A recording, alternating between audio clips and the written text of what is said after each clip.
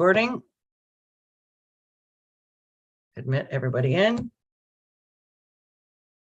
And it is exactly 7 p.m. Mauricio, you have the floor. Thank you, Kirsten. It's 7 p.m. Welcome to your frequently scheduled program with the Oregon Country Fair Board of Directors. Thank you all for being here. Those part of the board, those members, thank you for your company. And if this feels right, how about we stay on our timely schedule and make move to open this meeting? Does that feel right? Thomas, yes. Whenever you're ready. Okay.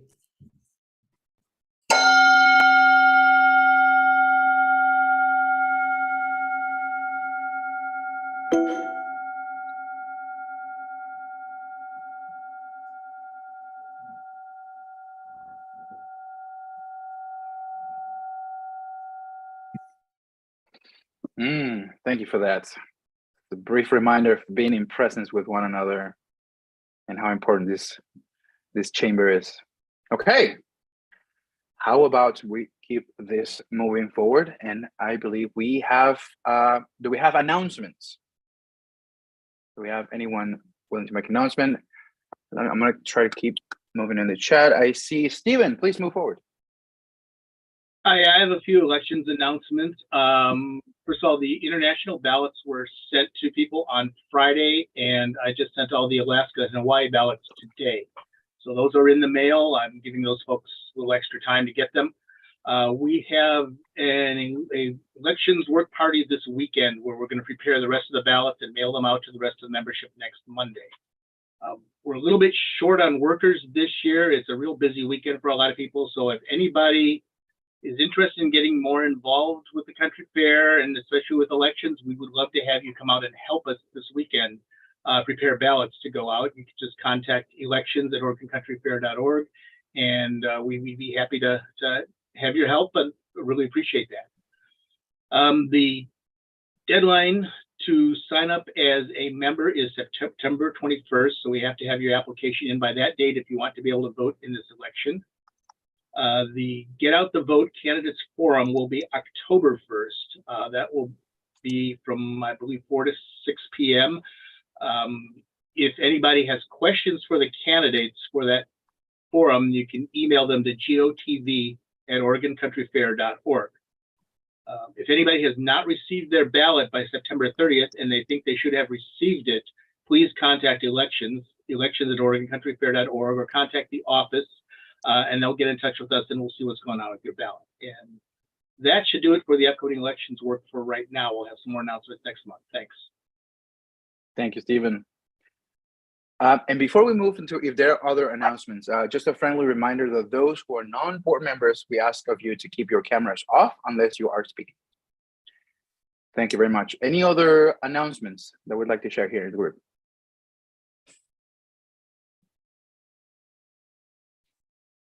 No? Yes. All right. Oh, yes. AJ have their hands up. I am so sorry. Yes. For some reason, my screen was conning on. AJ, please go for it. All right. As my camera falls down.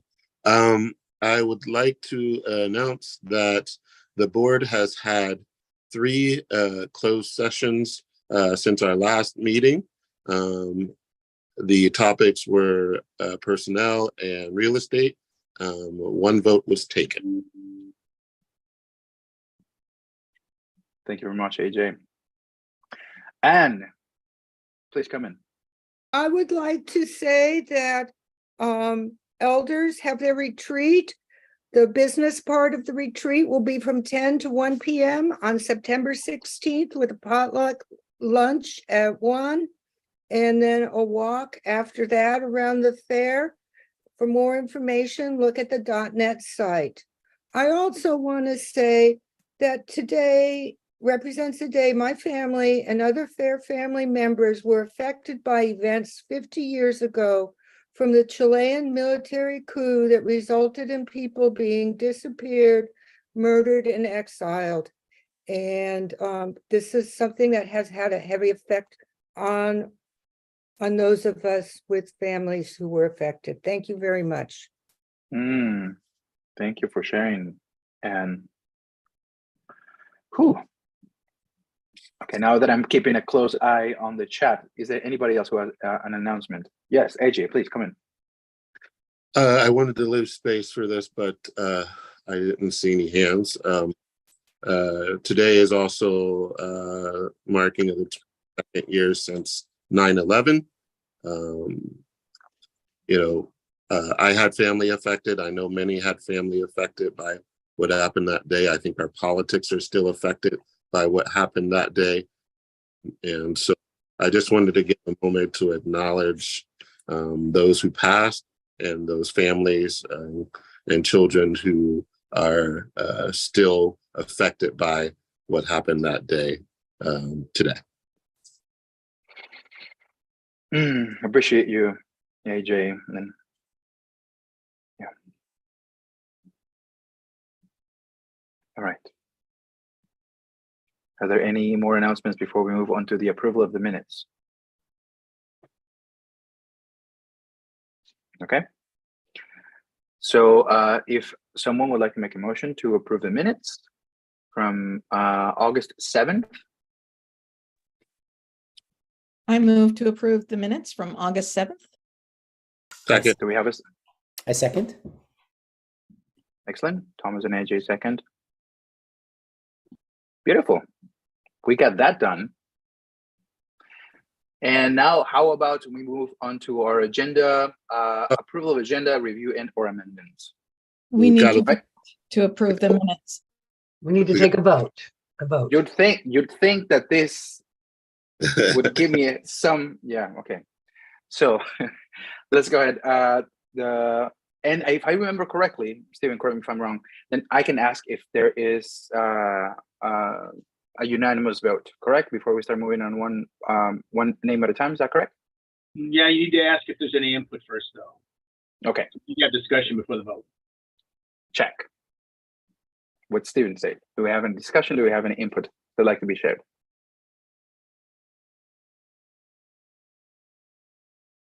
Okay. John has his hand up. Ooh, John, please come in. Thank you, Lisa. Yeah, I am not going to agree to approve the minutes. I still have issues with the minutes not accurately reflecting the meeting. And until we address that, I intend on not approving any minutes. I do not believe they are an accurate reflection of what actually occurred at the meeting. Thank you, John. Any other comments or input? Stephen. Yeah, I don't know if this is going to address all of John's concerns going forward, but I just thought I would share that I found out last month that there was a motion approved by the board before my time that kind of stipulated the format of the minutes. Sandra forwarded that to me, and I've discussed it with Ann, and we're going to try to follow that more closely. So hopefully that will help address some of John's concerns. Thanks. Thank you, Stephen. Any other voices? Okay. So I'm going to call by name to vote on this. So that we're going to start with Sandra. Approve. Thank you, George.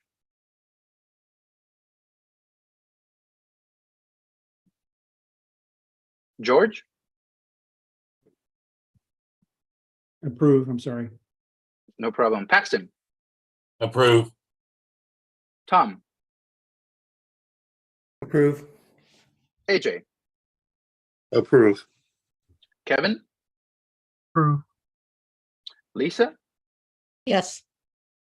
Anne? Abstain. Thank you. Arna is not present, correct? And Sue?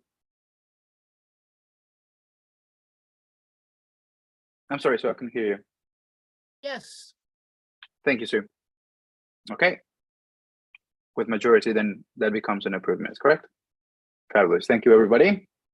My vote would be to abstain. Oh, I'm so sorry. I thought that was the very first. I apologize. Was that a note that was made? No, mine is, I will abstain as opposed to a no vote. Gotcha. Thank you, John. Steve has his hand up. So that's Is me. I this- just had a quick question on what AJ said about the executive session. Does the membership get to know what it was? Sorry, we're not No? at that yet, Steve. We're not at that point yet. You will get to ask your question in the membership comments. Thank you. I will do it then. Thank you, Steve. Thank you, AJ. Takes a village. I appreciate your patience and your grace with me trying to navigate once again this very interesting process. Okay, so does that mean that we are ready to move on to the approval of the agenda? Thank you, Kirsten. I'm focused on you. I figured that you're going to be my compass for this meeting. That's okay. All right. So do we have a motion to approve the agenda?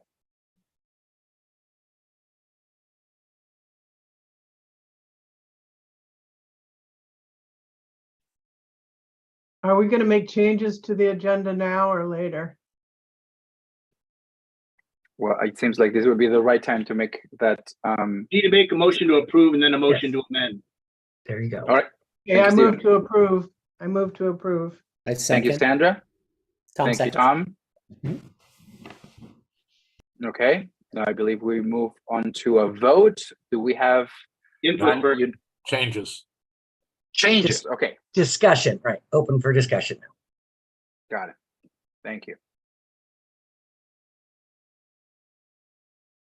I can't get my hand up in the chat box, so I'm putting it up here. Okay, please go ahead, Sandra. And also John. So do Sandra and then we'll do John. Go ahead. Okay, sorry. We're going, Arna's asked me to table the best practices. She's unable to be here. She has a family emergency. And so we want to table that to next month. That will be the very first item on old business. Is that correct? Okay, great. Yes, right. It's tabled. Okay. So let me see if I'm okay this. And then we ask if somebody is willing. Do we vote on this new amendment? Correct? No. No, No, we we don't. continue to let people speak. And they'll Okay. make their revisions, then you approve, then you actually take a vote to approve the amended agenda. Thank you. Check.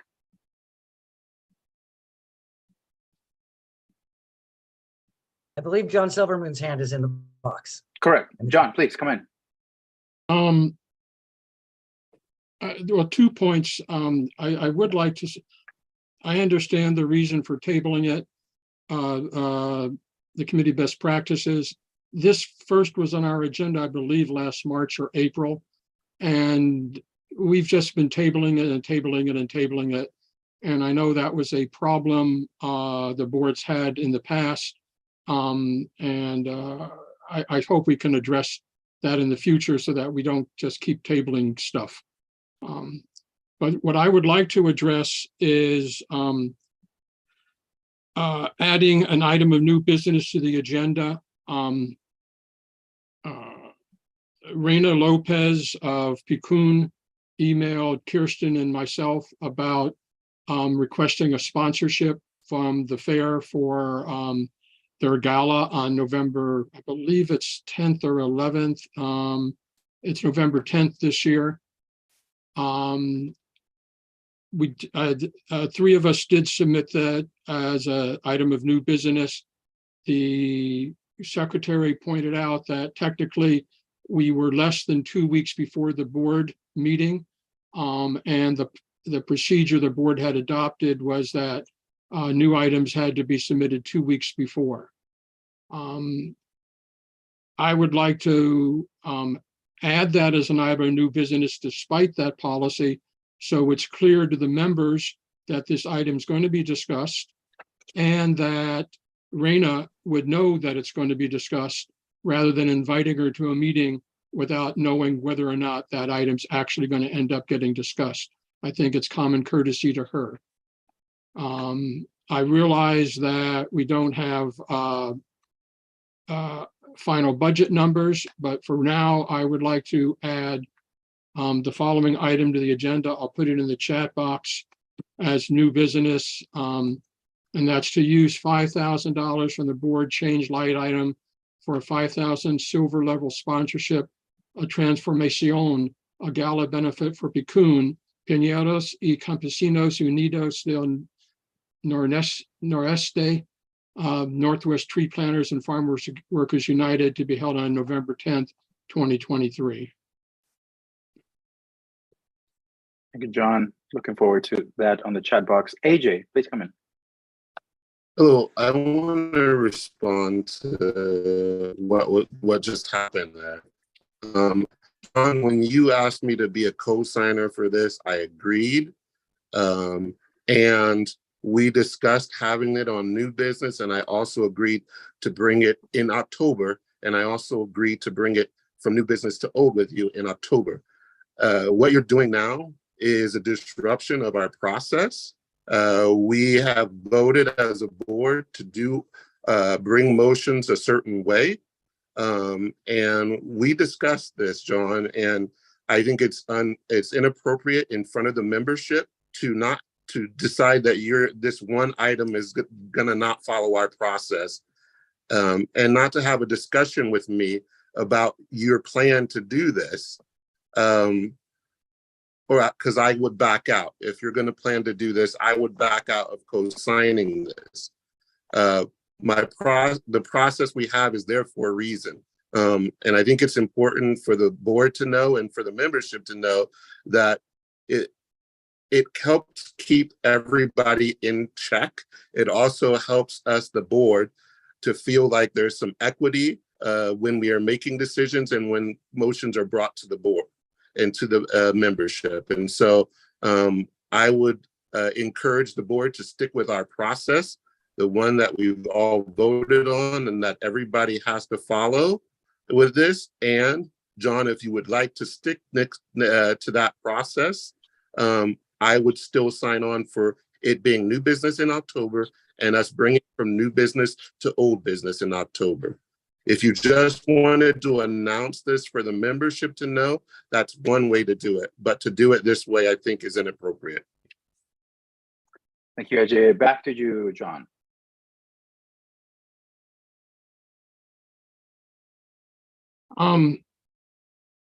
Yes, I want the membership to know that the intent is to have this on the agenda to be voted on at the October meeting. I didn't see any other way to do it than to get it on the agenda as new business tonight. And second, I think it's a courtesy to Raina to let her know. I would like to point out that last year we actually added it to the September agenda and voted it on September because the publicity for this event is going to start going out in September. But I'm fine for waiting till October. I did talk to Raina. She said that she could add us to the publicity in October. So as long as there's something in the minutes that says it's the intent to, I just want to make sure the membership knows that this is going to be a discussion at next meeting. So, you know, that's my intent on trying to get it on the agenda as new business tonight. I don't think that I think there's the spirit of the policy, and then there's the letter of the policy. And so obviously, if there's no second to the motion to amend the agenda, it doesn't get on the agenda tonight. Thank you, John. And back to you, AJ. So just for the membership to know, the agenda for each meeting goes up on the .net site. The board is well aware of agenda items well before the board meeting, and that agenda item was scheduled to be on new business for October. And so that's the way that we've done our motions, and I don't see any difference. And I don't understand why we would make a difference for one item and not other items. I understand the urgency of this, but we do have a policy, and if you would want us to discuss a different way of doing things, we can have that discussion, but I don't think it's appropriate at the board meeting to have that discussion.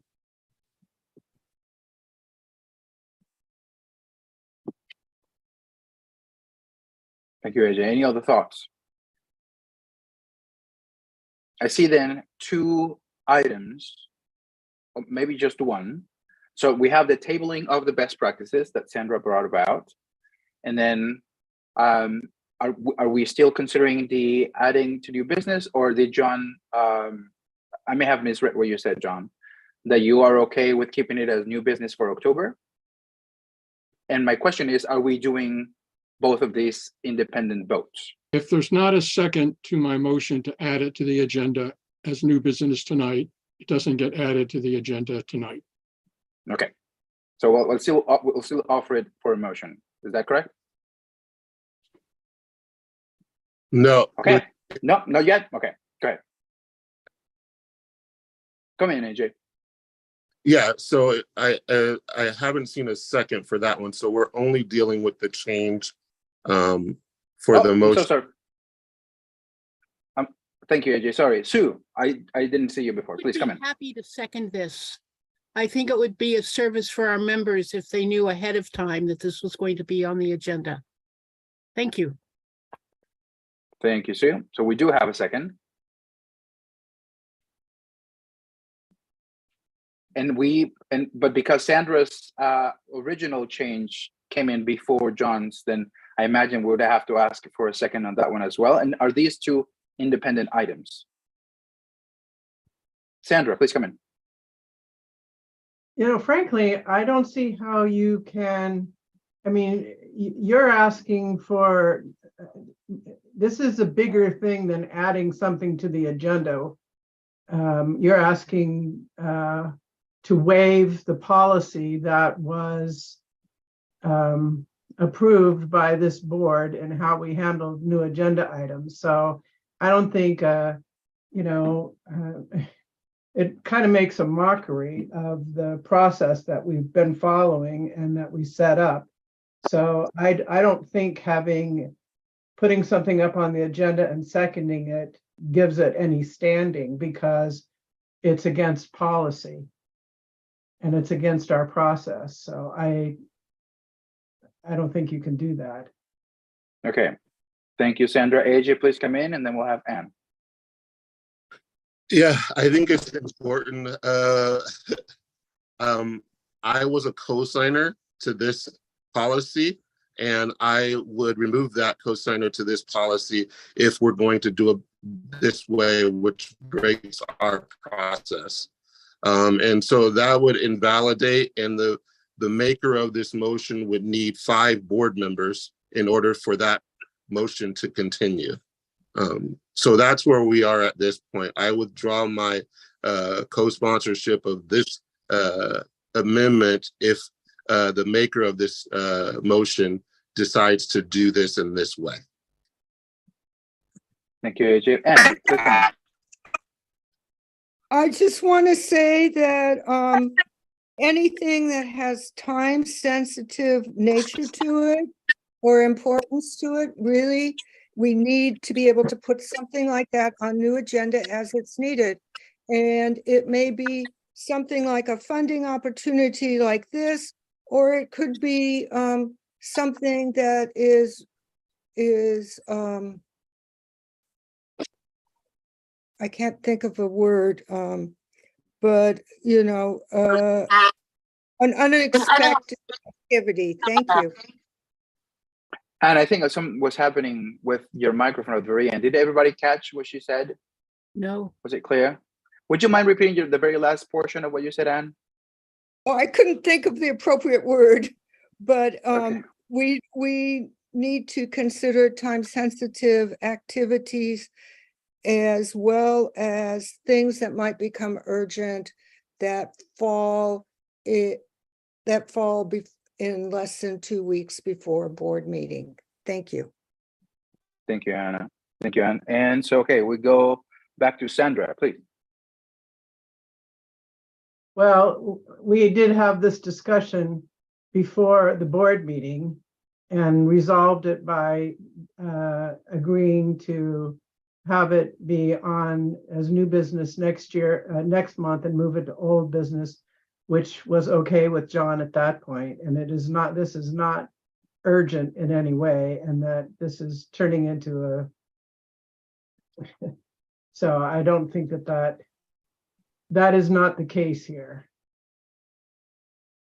Thank you, Sandra. AJ. Yeah, and I just want to remind folks that we have supported this organization for a couple years now. And so the fact that this request was not timely this time for this doesn't mean that we're not going to support it. It just means that we have to hold by our processes. It is not equitable. It is not equitable for us to do this one time where I have been in the last couple board meetings or chatted with the board where the board has not brought things forward because somebody didn't follow the right process that we voted on. John, when we spoke earlier, everybody should know that we made an agreement that we would bring this to, it would go on new business in October, and we would bring it from new to old. And so to do this in this meeting in this way and really hijack this meeting in this way, I think is totally inappropriate. And I don't know why we couldn't have had this conversation not this way. We could have negotiated over the last couple of days to talk about this, but it didn't happen that way. And I thought we had this resolved. I just don't understand why this is happening this way. Thank you, AJ. Lisa. It appears to me that John is requesting an exception to the board policy regarding the timing of adding items to new business. And I think that whether to grant that exception or not, I think the appropriate venue is a board vote. So we have a motion on the table. We've had a motion made and a second. And I think we should go ahead and vote on it. Thank you, Lisa. So I'm gonna have John, who had his hand up first, and then we can if it is okay with you, then we'll pass this consideration to the rest of the group. John.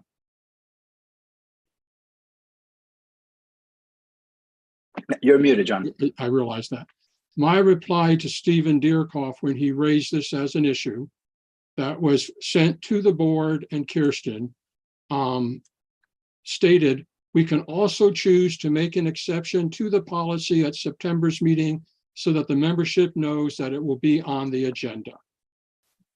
So I did raise this, and to say that I agreed to taking it off and not putting it on the agenda is not an accurate reflection of what I communicated to the board and to the executive director. So it's not something I'm bringing up at the last minute. I propose this as a way around that. Clearly, if this doesn't get enough votes, it's not on, and so I'll accept that. But I think it's a common, and I think it's clear that the membership now knows that this is going to get discussed at the October meeting, whether or not it's on the agenda tonight. Okay, thank you, John. So as I'm reading it, and I hope that someone will help me. So I hear that because this is not just an addition to the agenda, that this will require minimum votes of 5. But I also hear from Lisa that because we have a second, we need to move on to a vote. Is that correct? Okay.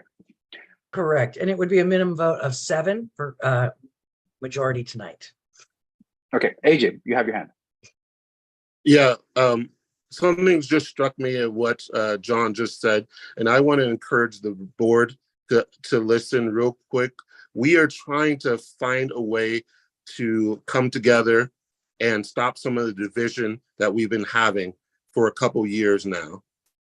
If the idea was to cause this drama just so the membership can hear your motion, and I think it's highly, I hope that we don't continue to do this in the future. I hope this is not a pattern of behavior that, because it doesn't bring healthy it doesn't bring anything to creating a healthy board. This was, I think, is highly irresponsible, and I challenge and encourage us to work together instead of doing things that go against our own processes that we voted on. Thank you, AJ. All right. Do we feel compelled to move into a vote then? Yes? Okay. So we're going to vote on John's amendment, seconded by Sue. And I'm going to move names. So Sandra. No. George. Yeah, I'm going to abstain because I don't know where the truth lies. And there are two completely different stories being told here. You know, I don't know how to vote. So I'm going to abstain from this vote. Thank you, George. Paxton. Yes, I'd like to see things move forward. Thank you. Tom. No. AJ. No. Kevin. No. Lisa. Yes. Anne. Yes. Sue. Yes. And John Singleton. Yes. So by my math, this does not move forward. No, it Okay. does. No, It does. George It does? abstained. George abstained. His George abstention does abstained. not count as a vote. So 2/3 of 9 is 6. You have to have a 6.6, you have to have 66, 67%. Hold on just a second. So we're on a 0.6.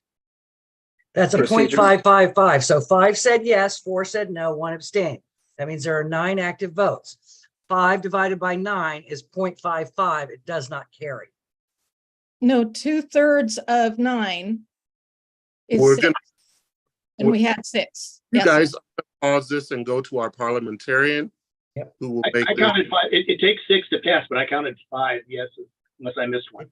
Nope, it's 5 yeses, 4 noes, and 1 abstain. We have a total of Then it 10 doesn't pass. votes tonight. No, I got 6 Not yeses. passed. So we're gonna Nope. stop. We're gonna stop, everyone. The parliamentarian has given us an answer, and we're gonna move forward. I gave an answer that I counted 5 votes. If people think there was 6 yes, maybe we should go over the vote tally again. Can do it again. Okay. Let's just, for clarity's sake, we're going to do this once more. Sandra. Didn't you keep a tally of who voted how? I did. So I don't know why we're voting again. I don't normally keep a tally. Usually the facilitator does, and Oh, and Kirsten, I you thought I do, did right? Yeah, so I also kept counted. the tally. but kept some the board members tally. think there were 6. Everybody stop. Everybody stop. Point of process, Please, no, everybody stop for a second. point of process. We cannot let this meeting get out of control here. What I'm gonna do is Kirsten kept tally. I want Kirsten, if you can read off your tally, and we will go by what that says. Okay, we have 1 abstention. That was George Braddock. We have a no from Sandra, a no from AJ, a no from Tom Horn, a no from Kevin Levy. We have a yes from Sue, Paxton, Lisa, Ann, and John. So 5 yeses, 4 noes, 1 abstention. The abstention drops off. That means there are 9 votes. 5 over 9 is a 0.55, which does not meet the supermajority of 0.67. Sorry to say. Thank you very much. Point of And we- process. Lisa. I just want to point out that when somebody calls a point of process, they're supposed to get the floor. Duly noted. Do you still have, do you still want to share your thoughts, or is it passed after Kirsten? I read the was just tally? gonna say that I recalculated my tally and that, yes, there were only 5 yes votes. Thank you, Lisa. So the motion does not carry. And now, do we need to make a motion for our first amendment, which was the tabling of the best practices? Is that We correct? don't vote on that. We don't, No? no, we just approve the agenda now, or No, not. we Okay. just- whatever. The amended agenda, because we had an Gotcha. item tabled. So that's to say, we approved the Okay. amended agenda. Perfect. Okay, so let's go ahead and try to move, make that motion. Let's go on the vote. So I'm gonna move once again. Name my name, Sandra. Approve. Thank you, Sandra. George, Approve. Paxton, Approve. Tom, Approve. AJ, Approve. Kevin, Approve. Lisa, Yes, Anne, Yes, Sue, Yes, John Silverman. Yes, Okay, we have an approved amendment agenda. We're moving forward. Thank you all. So with your permission, now we're going to move on to membership comments. Looking at you, Kirsten, this is where we are. Yes, beautiful. Okay, I see Steve. Please come in. Okay, yeah, I'm going back to my question, which I guess I can say now, which was, since there was an executive session and there was a vote, don't we get to know at least what the vote was on and what the vote is? The membership, I mean. That's my question. Thank you, Steve. Do we have an answer or an additional comment? I can give an answer for that. Thank you, AJ.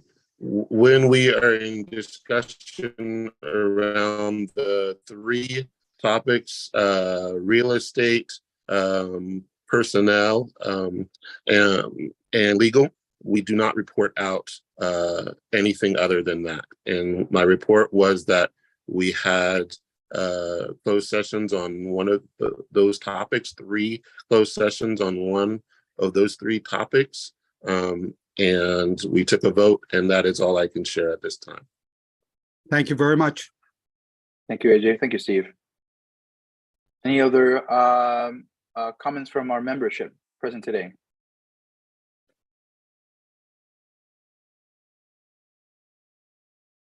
Okay. Let's go ahead and move then with our treasurer's report. No, not quite yet. Kirsten tells me. Yeah, I see. What did it do? Close. What's next? It is the staff report, then the treasurer's report. Ooh, yeah, staff report, please. Hey, Okay. I was thinking your. Please go ahead, Kirsten. Thank you. All right. Thank you.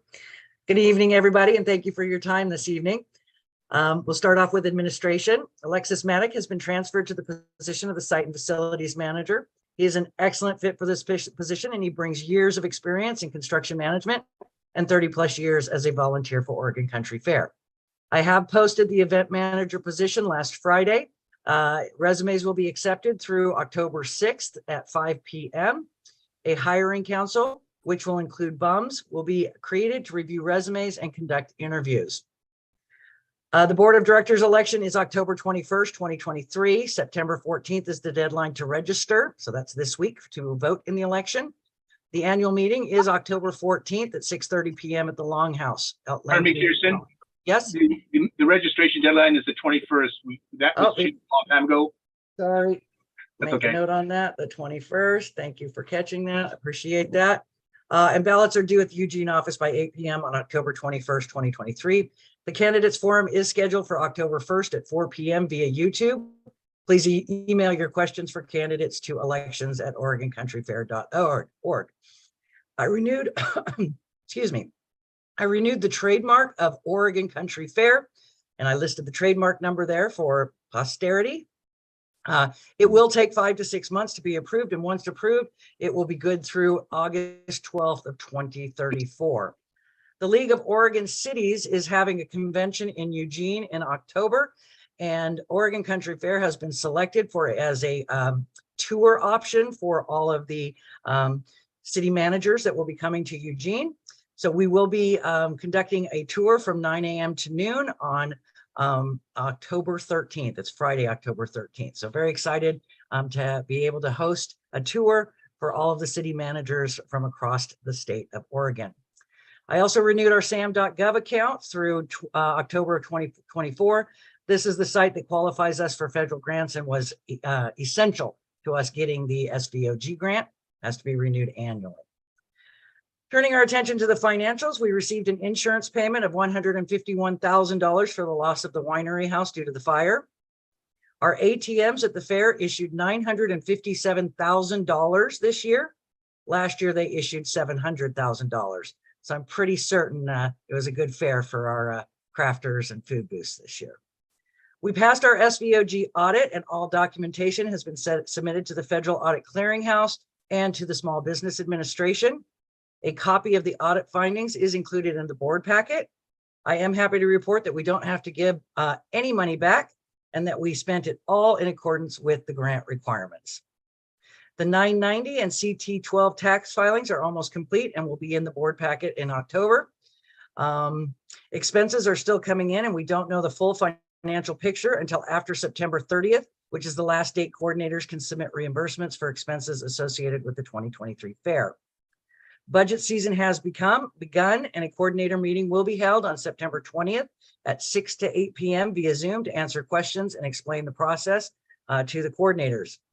We will be changing the denomination of the food voucher this year and are asking all coordinators to give feedback on their shift schedules and food voucher allocation by October 31st, 2023 to help to guide the decision. Decision on the best way to change this. We can't keep printing 100,000 food vouchers. It is costly and no printer wants to do it for us anymore.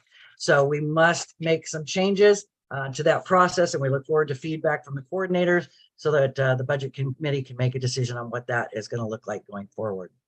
Event management, Teddy Bears Picnic was a success. The weather was perfect. It was mid-80s. Thank you to all the volunteers that came out to enjoy the picnic, and thank you to the volunteers that helped put it on.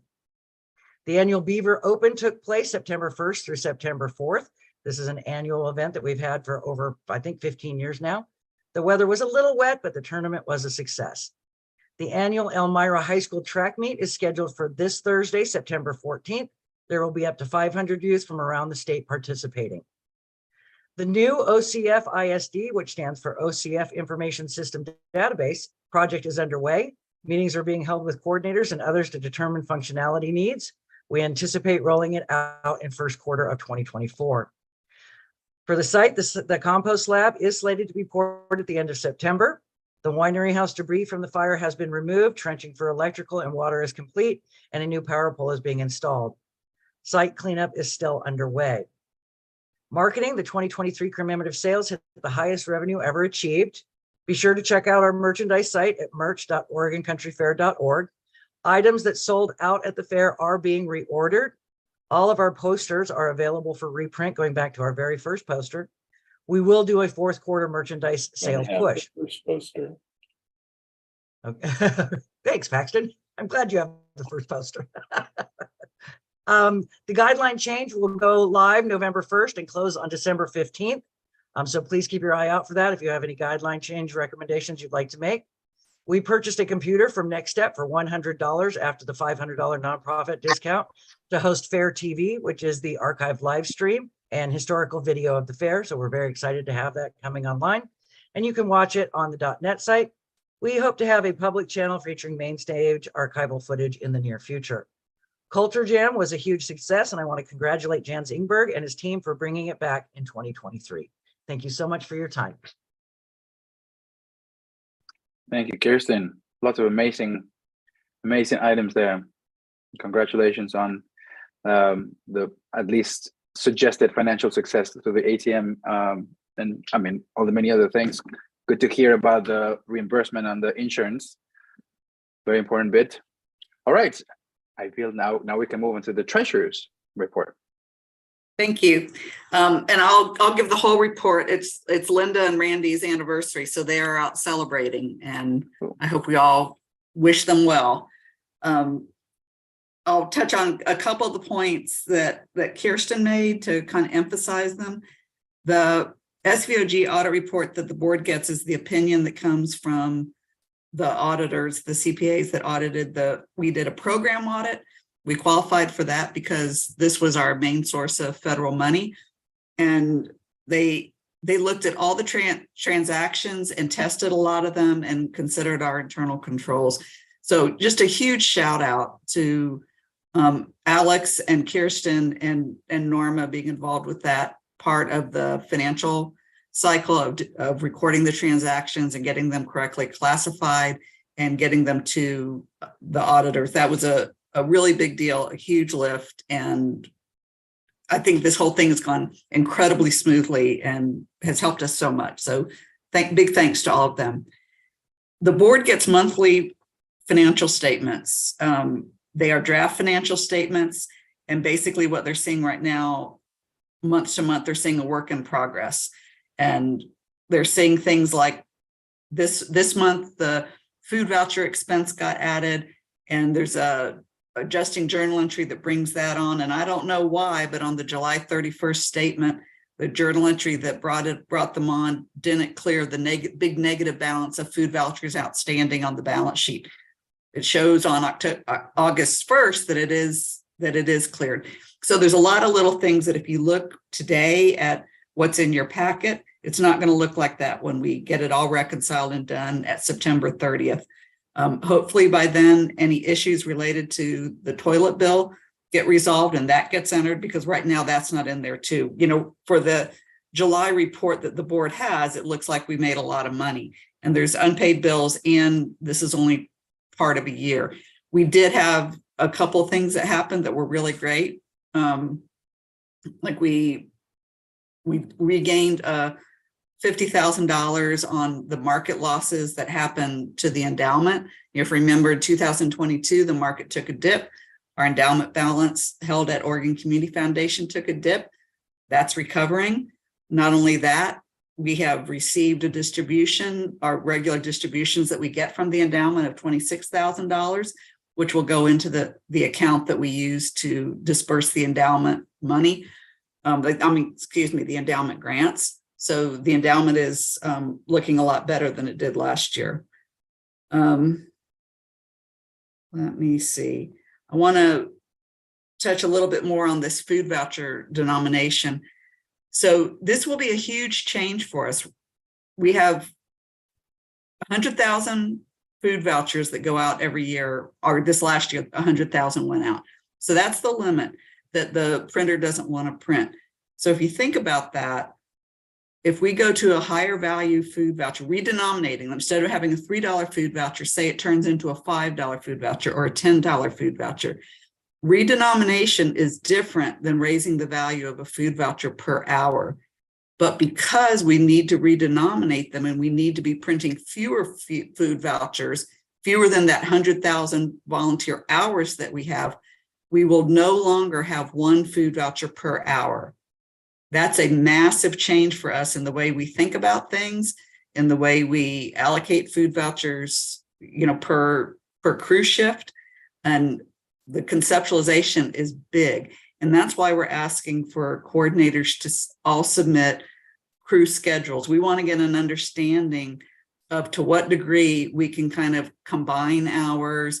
There's a lot of questions out there. What should be the new value of the food voucher? Should there be two denominations? Should we be allocating per shift? How can we do this? And it's major. We might have to, give a couple of tries. We might try it one way one year and then, think we can do better the next year. We have no intention of cutting people short on food vouchers, but it's going to be a pretty big head scratcher of figuring out how to do it differently when we've done it the same way for so long. And it was going to take a lot of communication, especially with coordinators, to get them, to understand how we're conceptualizing it. So at the coordinator budget meeting, we'll be talking about it, and we'll continue conversations with coordinators and trying to get that figured out. And I think that's the main things. Thanks a lot. Thank you very much, Hillary.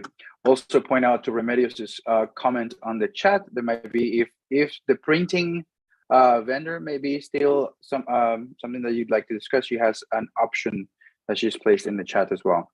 All right, then I believe we move on to committees and work group reports.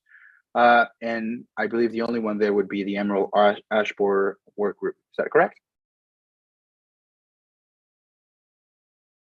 Who's going to be the voice for it?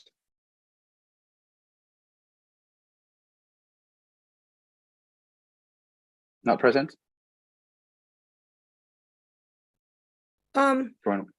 Yes, Anne, please come in. I will speak a little bit to the Emerald Ash Borer work group. We haven't, we need to reconvene with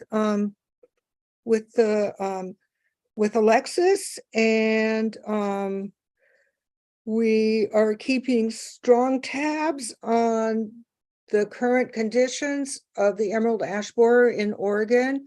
It is still confined to Washington County. It doesn't seem to have been moved much.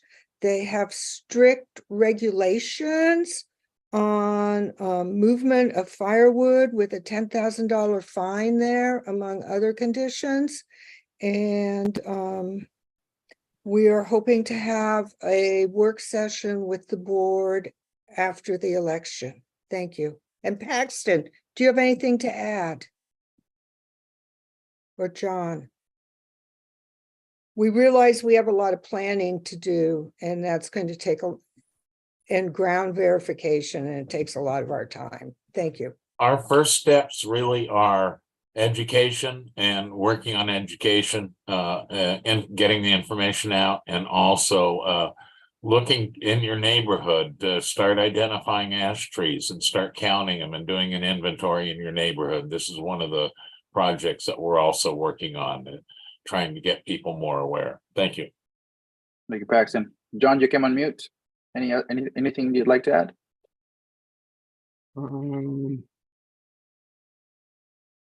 Okay. I thought that the board work session was being rescheduled to November. And I believe that would be the third Monday in November. Is that correct? Let's see, heads nodding. Okay. Yeah. So the third Monday in November is the Emerald Ash 20th. board work session. November 20th. Right. And I just want to remind folks that there are pages on, especially going off of the, I believe it's the Path Planning web pages that have a lot of information about the Emerald Ash Borer, and refer people to that. So people can continue to educate themselves on this issue. Thank you.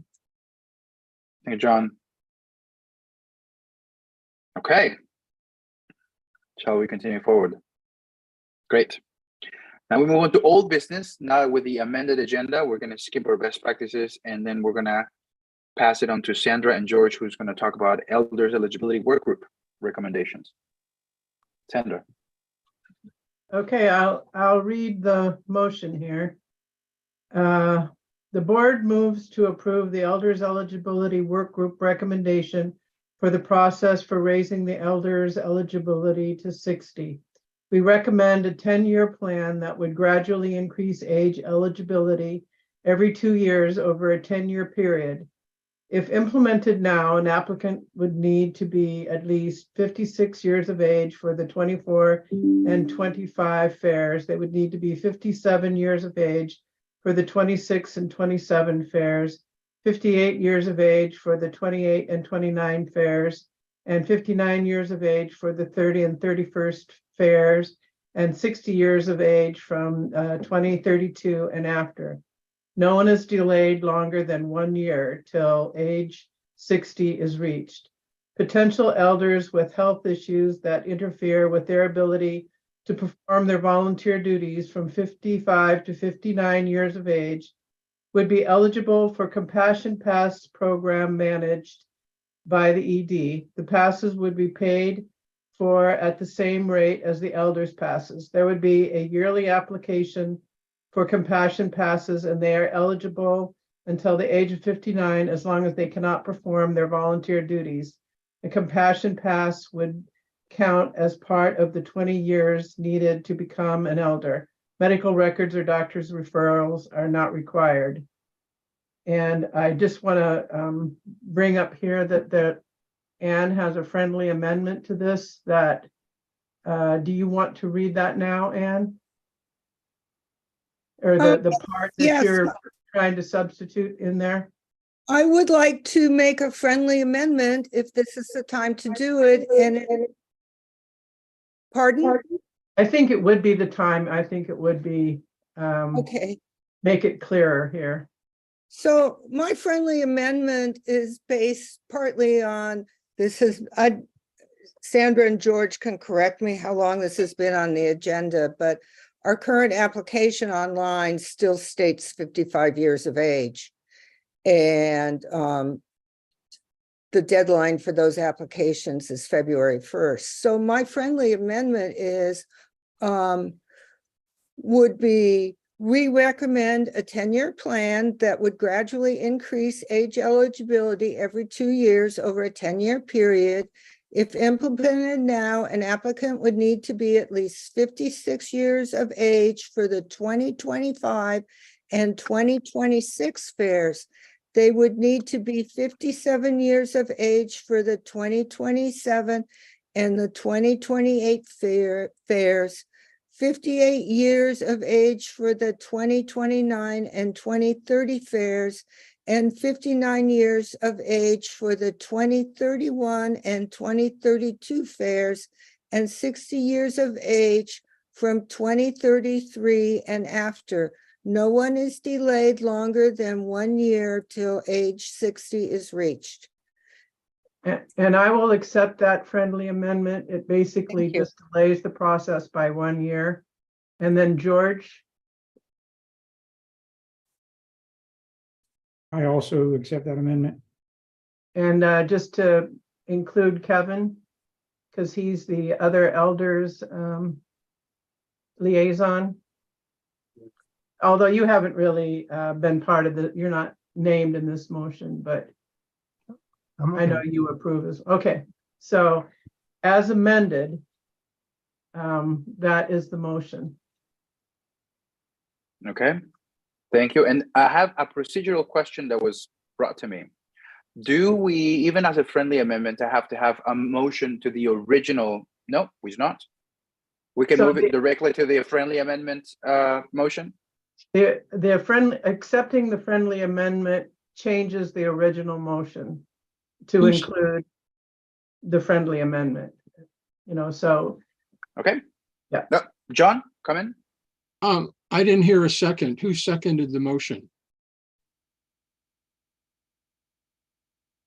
I will George. second. Well, George is the bringer of the motion and should second it based on the agenda. I'm happy to second the motion. That's just procedural question I have. I didn't hear a second. Okay. But I believe that's doing so. Now that we have an amended motion that has been accepted in a second, then do we move on to a proper vote? Member input. Member input. Member input, yes, please. And I see Jonathan.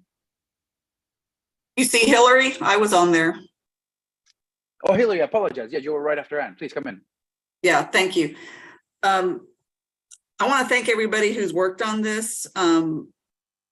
Members of the Elders Committee, members of the Budget Committee, George and Sandra. Sandra's put a tremendous amount of effort into it. Having these discussions goes as far back as when Charlie Ruff and I first talked to elders about it, and there's been a lot of back and forth. Elders program is an extremely popular and very important program. It has really made it so that many people can continue to participate, once they no longer can do their original roles. It's made openings for younger people to come up. It's a really important part of what we are doing. And the intent of this motion is It's intended as a gradual change toward us managing our growth and preserving this program. There's been a lot of trends and statistics and numbers that we've looked at. Both those generated through the inventory system and numbers generated through the elder system. And people tend not to get their elders pass as soon as they turn 55. There's certainly some people who do. There's a lot of people who register when they're 55 and then get their pass later. We don't expect this to be a radical change in the trends toward when people get their elders pass. It's more one of those just really gradual changes that we hope to make to get a handle on our growth. And just to state like some of the trends, if you look at the percentage of people who are getting passes through the elders program, which includes the elders and their companions, if you look at it from 2015 and 2018, if you remember, 2015 is the year that we opened Xanadu, and then 2018 was a more normal sized year than 2019 was. In both of those years, the percentage of elders as the percentage of total internal population was about 6%. And then in 2023, which was not a big year, it wasn't the 2019 style year. It was a year that we did have some hold on it. Total elders were 9%. So just in those years, the popularity of the elders program, and when we're holding everything else at bay, it is growing. And if it continues at that rate, we could have 15% elders by 2033. And I think it's a really important thing for us to do to keep being aware of the ratio of people who are, fulfilling roles that are keeping the organization going, and then the ratio of the elders population. There was some thought when elders first started that it would level off. We haven't reached it leveling off, and whether it will level off or not, I don't know. From the birth dates that I've looked at, it doesn't appear that the baby boom generation was a big bubble. It appears to me that there's a steady march of people who are turning the age that qualifies. So I encourage you to support this. It's a gradual change. It won't change things dramatically, but it would reset the age over 10 years to age 60 when people can get their passes. And thanks for listening. Thank you, Hillary. And I'm going to move on to Jonathan next, but I highly encourage you to be mindful of our timing. Kirsten is been very kind to help us with it so that we maintain equitable participation throughout. Okay, Jonathan, please come in. Hi.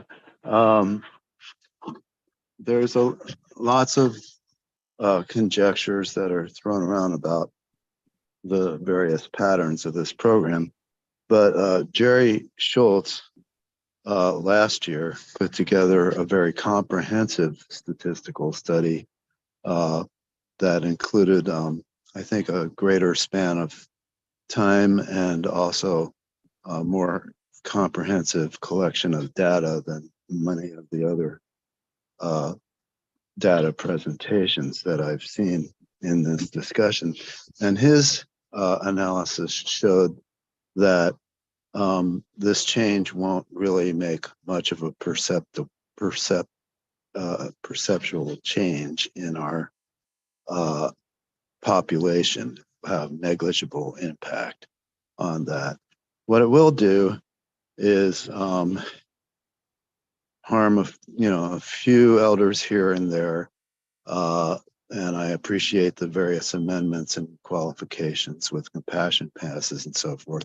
But the people who will have the most negative impact from this change will be the young people trying to come up and have a place in the fair, and our efforts at diversifying our fair community. Both of those will be significantly slowed down by this change because people will hang on to their positions and their booths and so forth longer, and that will make it longer before those kind of demographic changes that we all have said that we want a lot can happen. I see this motion as being somewhat of a statement that we've done something about a problem, which actually I think the very problem is little bit different for some of our crews. At least our problem this past 2 years has been not enough people around, including the elders that help out. I would highly recommend that you not pass this policy, because I don't think it really addresses the problem you're stating it does in any significant way, but it will retard our efforts to diversify our population and bring young people up, both of which we desperately need at the fair. Thanks. Thank you, Jonathan. Craig, please come in. Hi, thank you. I just wanted to encourage the board to vote for this. I think it's a very well thought out plan. I'm an elder, I've been since 2008. I'm also a member of the Fixed Asset Committee and the Carbon Neutral Working Group. And I just, it's so Oregon Country Fair that we would do this so fairly and so slowly. So thank you for being so considerate. I think it's the right thing to do, and I think you should vote for it. Thank you. Thank you, Craig. Really appreciate your voices. Any other thoughts, comments, input before we move into a vote?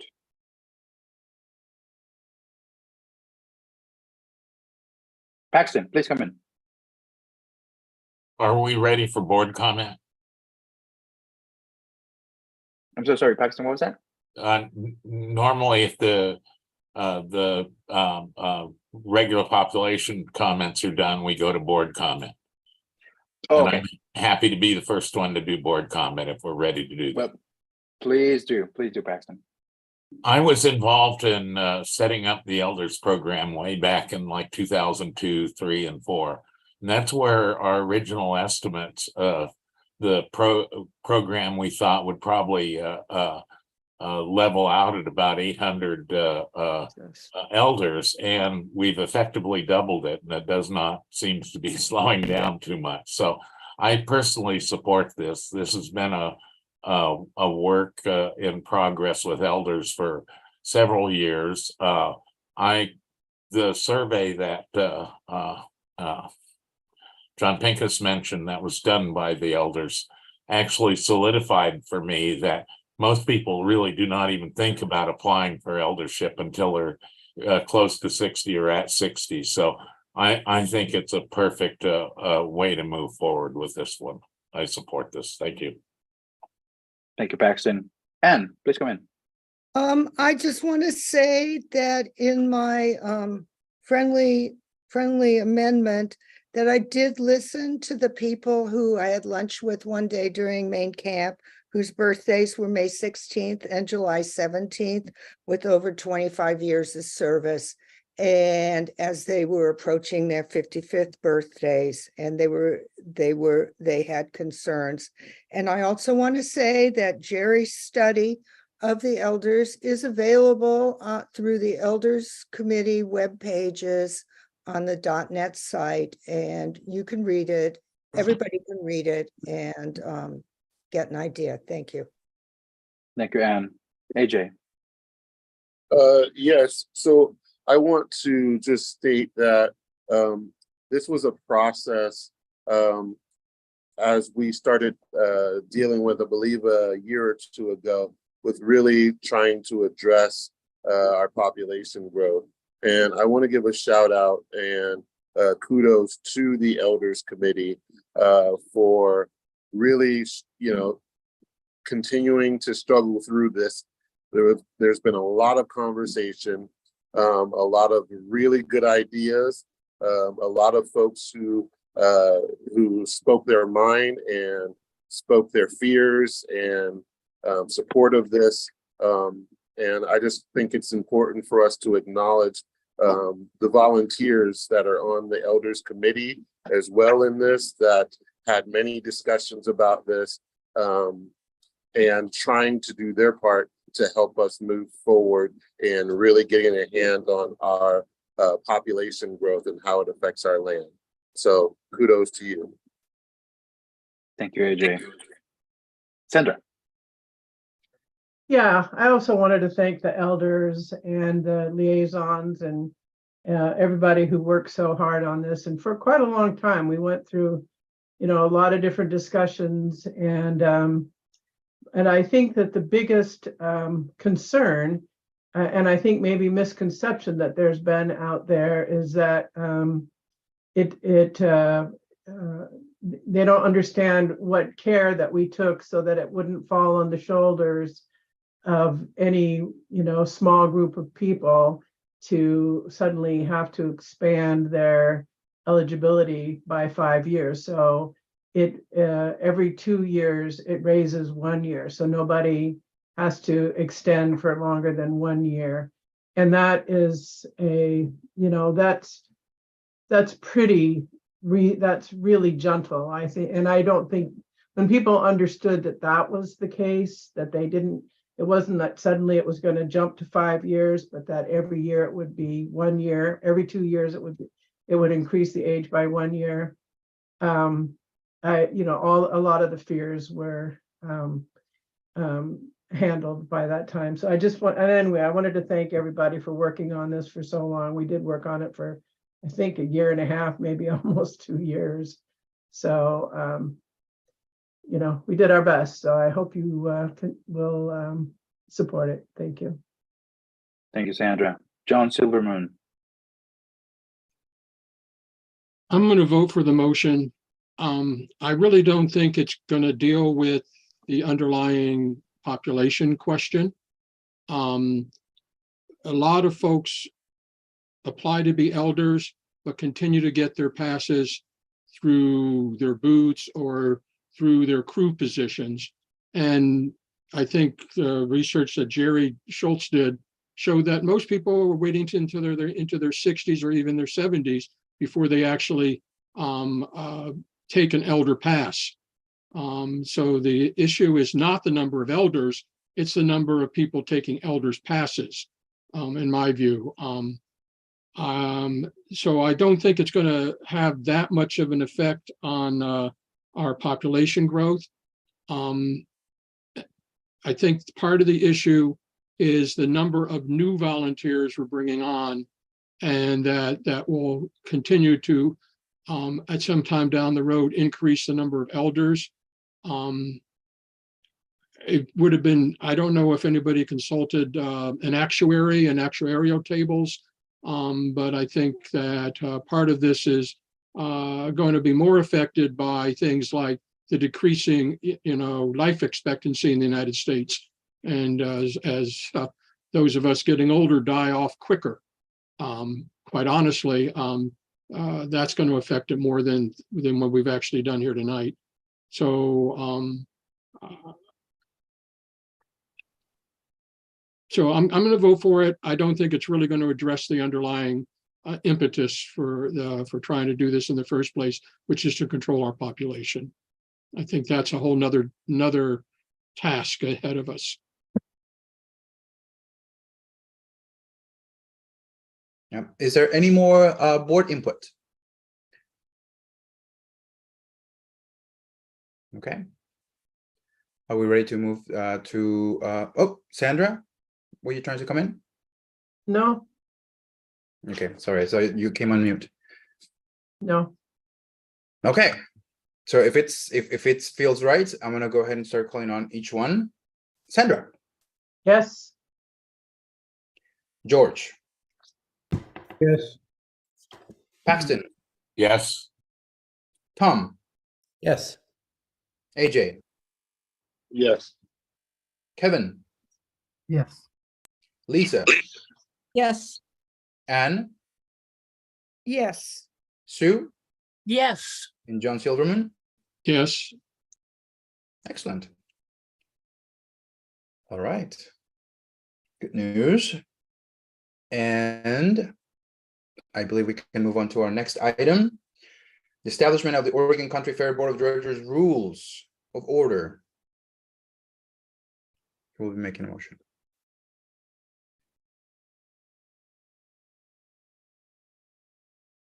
I believe John Alexander was going to make this motion tonight, but he is absent.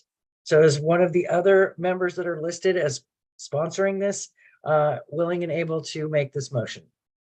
I will make it. Lisa, please go ahead. Okay. Let me find the motion wording so I can read it aloud.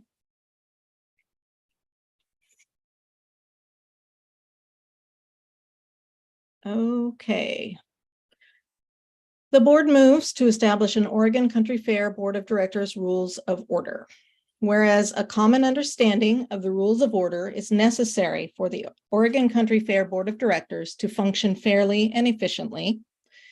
And whereas the board has not adopted a standing set of rules of order, the board resolves that in matters of meeting process, the board will follow in order. 1, the Oregon Nonprofit Corporation Act and the bylaws of the Oregon Country Fair, using the stricter rule when both statute and bylaw address the matter. 2, official board policies as embedded in the forthcoming OCF rules of order. 3, established local custom. And 4, Robert's Rules of Order as the authority of last resort when all the above are silent on the issue. The board further resolves that we will, 1, create an ad hoc rules committee whose term coincides with the current board term and can be extended by the incoming board during its term. 2, appoint members to the committee. And 3, refer matters of process to the Rules Committee for their recommendations on board meeting process policy. The board further resolves that after a rules of order is adopted, the rules will be reviewed at every board retreat so that the incoming members will be familiar with them and refer any desired changes to the Rules Committee at the first meeting of the new board. Thank you, Lisa. We need a second. Oh, Second. Okay, we have more than 1 second. Paxton second, and I think somebody else. Tom, is that right? I did. Yep. Okay, so now we solicit some member input. Do you have anyone? Oh, Hillary. Yeah, just asking for clarity. Under point 1 about the ORSs and the country fair bylaws, using the stricter rule when both statute and bylaw address the matter. I'm not sure that it's clear what a stricter rule is in every case. May I respond? Please go ahead. So the stricter rule, for instance, would be if the Oregon revised statutes say that there has to be a certain oh gosh, I'm having a hard time thinking of a specific example, but in the event that the bylaws and the ORS statutes conflict as far as how constrictive a rule is or what the threshold is for something, the ORS statutes actually take precedence. The bylaws should be compliant with that. So it doesn't seem that there should be any issues as long as our bylaws are in compliance. I don't think that answers your question, but. Thank you, Lisa. Hillary, does that offer additional clarity before we move to Stephen? I think there's a different way to say it. We have to comply with the Oregon statutes. And if our bylaws require something else, they can't be in violation of the Oregon statutes. But you're saying that ours would take precedent when they do comply with the Oregon statutes, but they say something different. And I'm When just they not do comply, so the way that it works is that the statutes are the baseline. The bylaws can be stricter. They can go above the baseline. I just wouldn't use the word stricter. I just think there's language that is more clear, because this makes it seem like there needs to be somebody to adjudicate which is stricter. But I think what you're trying to get at is a concept that would be recognized, but I'm not sure that's the right language, but I can let that go. Okay, thank you, Yeah, Hillary. Point of I'm order. open to some different verbiage if you know, if anybody can think of any. Point of order. There was a point of order, please, AJ. Yeah, I thought although this is a really nice conversation, we want to prevent the back and forth. That's caused us some issues in our meetings in the past. Yeah, I just want to acknowledge that there's been enough back and forth. I think we can move on to the next. Appreciate it. Thank you, AJ. And thank you, Lisa. I appreciate your tolerance there, Hillary. Let's move on to Stephen Bergson, please. Hi, can you hear me? Yes, yes, we can. I have some experience in this area, and I don't really have a problem with the stricter, but you really don't need to do anything other than adopting a set of rules. And so I would encourage you to simply adopt as your rules of order, Robert's Rules of Order. So there's something we need to understand about that. All rules of order are subordinate to the Constitution of the United States, federal law, the Constitution of the state, state law, and then down to the bylaws and Constitution of the organization, if it has one. All of those already supersede and are controlling over any rules or procedures. In addition, if you want to do something different from the way it's laid out in Robert's Rules, you simply make a special rule. You make Robert's Rules accounts for creating special rules for the organization itself. So rather than calling it a last resort, I would encourage you to simply adopt Robert's Rules of Order with the understanding that you probably will want to create some of the specific rules for this organization, of which I've heard tonight, like friendly amendment, which are not exactly compliant with how it's normally used in most of the world. And that would be just fine. I definitely think you should not, if you run into tradition that everything is silent on, it should become a special rule shortly thereafter, because all of those stricter and tradition are subjective. And when you encounter them, the point is to make sure that there's a reference for people to all be able to see the rules and play by the same rules. So that's my input for you. Really, this does the same thing as just saying we adopt Robert's Rules of Order and then make your own as needed. Thank you.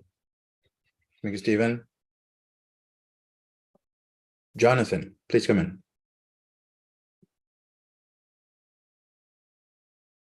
Jonathan?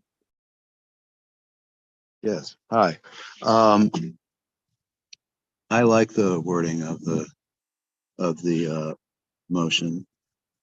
It recognizes that we do some things in a way that may be different from other organizations and may deviate slightly from more traditional formats, and at the same time keeps us compliant with the law. Don't have any suggestions for the word stricter. So I recommend sticking to the wording. Thanks. Thank you, Jonathan. Any other members? Okay, we can move now on to board input. Do we have any board members that'd like to share their comments? Paxton, come in. I've been to many discussions with the boards over the years, off and on at our board retreat.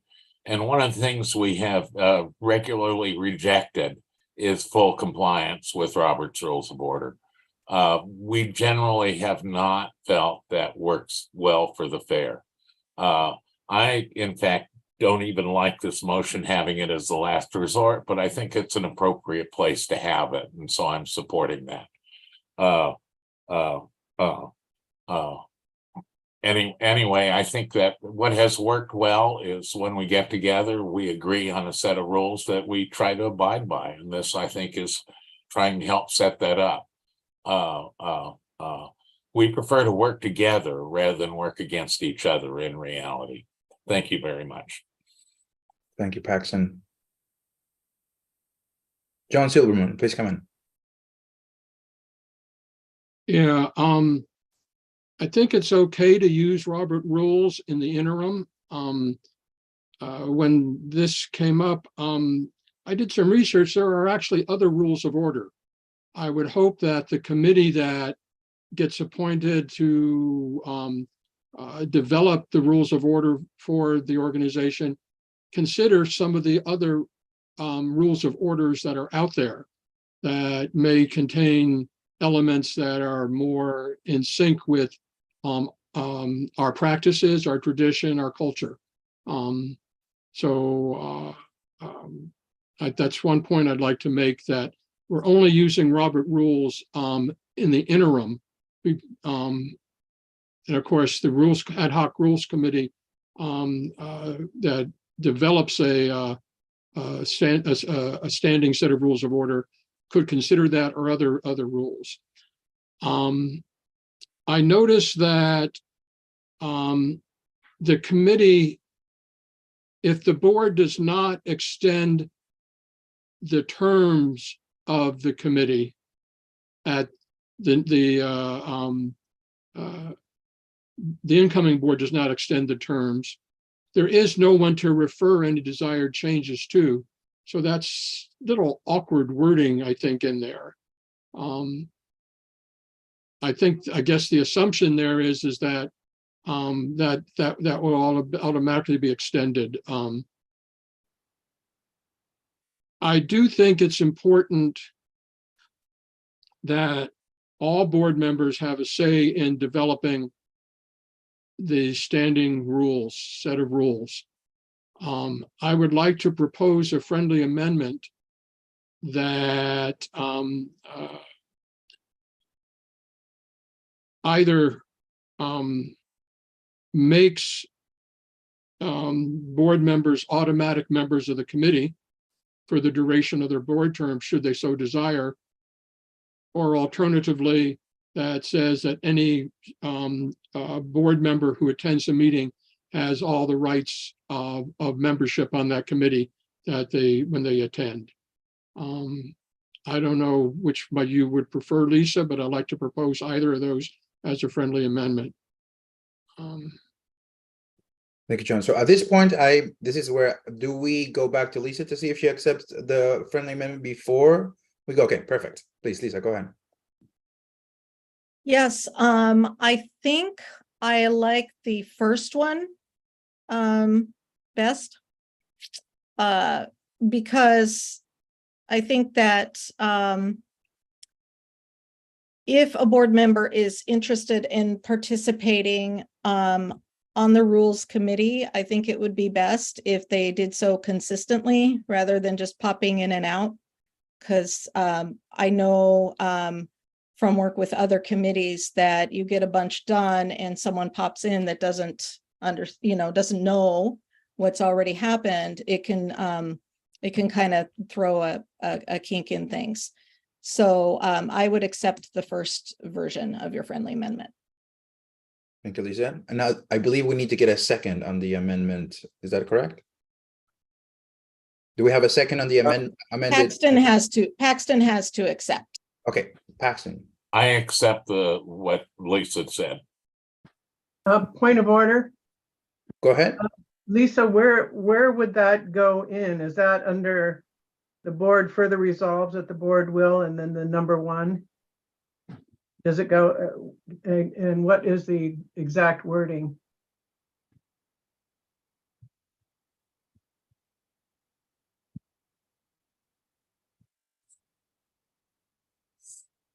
You're on mute. Well, or whoever, I just was trying to figure out where it goes. Do you have a suggestion, John? I would put it as a separate line before the last paragraph that basically says board members are automatic members of the committee.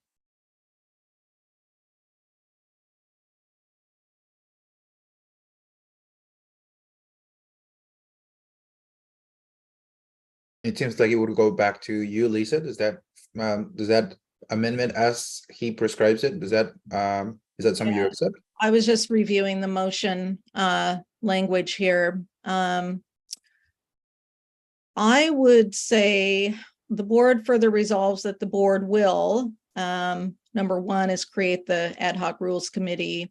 Number two, appoint members to the committee. And then number three, refer matters of process. I think that this speaks to committee composition, so I think it should go under number two. Appoint members to the committee, and then a semicolon. Board members are automatic members of the committee, or something of that nature. Let's see. Any board member who wishes, any board member during their current term who wishes to participate will be a member of the committee.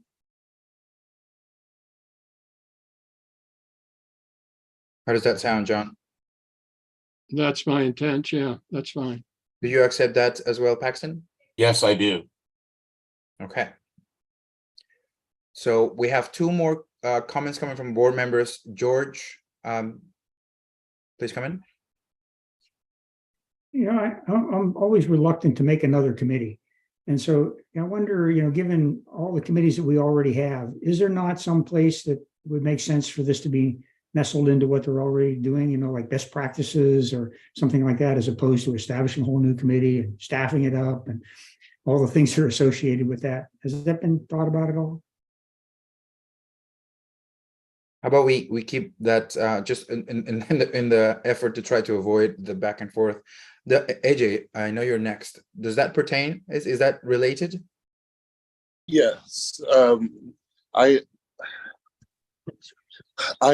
don't know that I like the change because I don't think it prevents the issue in which Lisa brought up just a few minutes ago. It doesn't prevent board members from going in and out of the process. If it makes all board members a member of the committee, then that would mean that we would have basically all board members present who wish to be there. I just don't know how it prevents the problem of board members going in and out and coming in at different times of the process. And if a board member is not there and they participated in one or two meetings, does that mean that they are now a voter in that committee? And how do we go about that process? And I bring this up because we all know the elephant in the room is that we are a complicated group of folks that have divisions right now in how we vote. And so I'm not sure that process really helps us going forward. Thank you, AJ. It's an effort of keeping the conversation going. I see Kirsten, please come in. Sorry, I'd just like to ask that the new verbiage be typed into the chat box so we can capture it for posterity. Thank you. Thank you. Then Anne, please come in.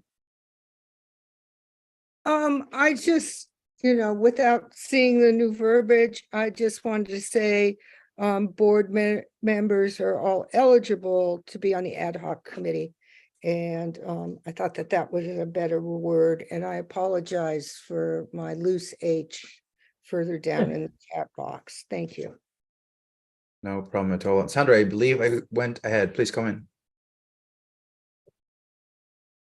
I think Paxton is next. Paxton. Under Well, Ann, you were before Anne, and I went to Anne. But if you'd like to see. Oh, I did put my hand up there. Sorry about that. I forgot. I'm taking my hand down. All right, thank you, Sandra. Paxton, come in. Generally, we're working on rules for the board, and I think it behooves all board members to be available for the discussion. That's why I think that, you know, I like that all board members are eligible. It really becomes an agreement amongst us. Thank you. Thank you, Paxton. Any other voices?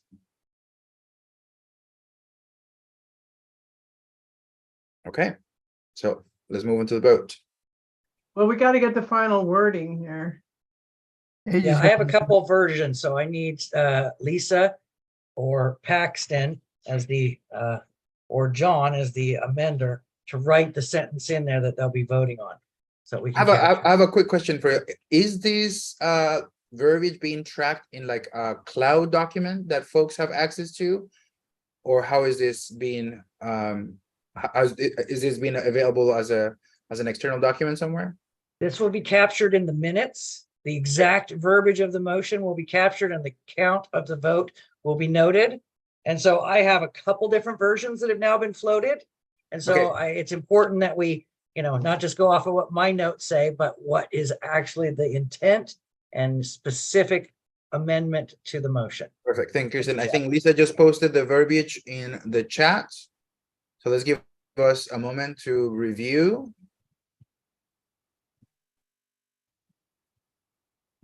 Yep.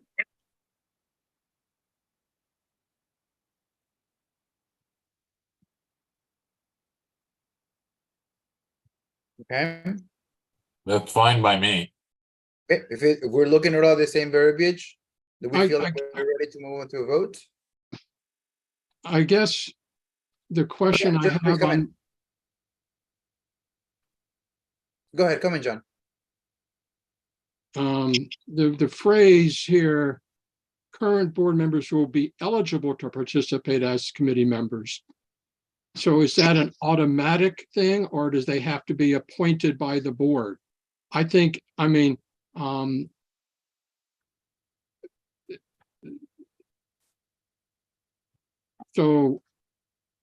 the wording that I have came up with here is that at the time the board makes appointments to the committee, any board members wishing to be on the committee shall be automatically appointed.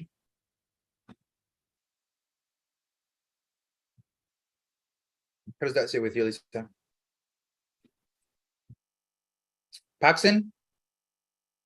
Are you able to see the recommended verbiage from John? Lisa has agreed to it. That's fine by me too. Okay. Would it be useful to have now a consolidated piece of text that has John's? And then Kevin, please come in. Yeah, I was just going to ask about as far as everybody, being on the committee. I mean, is it just going to be, should we just make it board working sessions or something like that? Because I agree with what Lisa's original issue of people popping in and out, things like that. I mean, this is definitely a us thing, so we should all be there anyways. And so really, I think it should be something that we all commit to. So just curious about what that looks like. Thanks, everybody. Thank you, Kevin.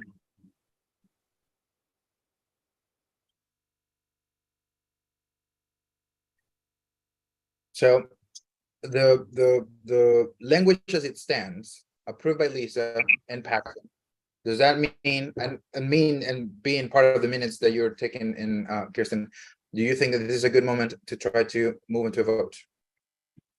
Or not yet? Oh, you're muted, Kirsten. I'm sorry. All right, you do have AJ's hand. As long as that verbiage is a friendly amendment accepted by Lisa and Paxton, then you're ready for a vote or further discussion if the board chooses. Of course. AJ, please come in. Yeah, I think this is for me becoming too much of a word parse here, and I kind of agree with Kevin on this. That I think why my question would be, why are we even creating a committee if all board members are eligible? It should be a board work session, and it's not a committee necessarily if all board members are on it. So I'm confused there. Thank you, AJ. Lisa, please come in. Yeah, I like this because I don't think it should be an expectation that all board members have to participate in this. They may have a lot of other committee work that they're doing. and trust that the group will come up with recommendations that they can support. And then there will always be a vote in the end. So I don't see, and then another thing is that committees have expectations around participation. So the committee can certainly, set that expectation that if you are a committee member, that you need to be attending those meetings. So I just don't see that as a huge insurmountable obstacle to this working out. Thank you, Lisa. Paxton. I see this as formalizing what we have done in the past at the board retreat. Most all of this is exactly what we have done in the past. It's changed somewhat over the 30 years I've been on and off the board, but in general, we've always come up with some sort of an agreement like this at each board retreat, and it changes year to year, but I like formalizing it so that people have more expectations about what we're getting into. In the last few years, we've kind of lost some of that continuity. So I think it's a really good idea to formalize it.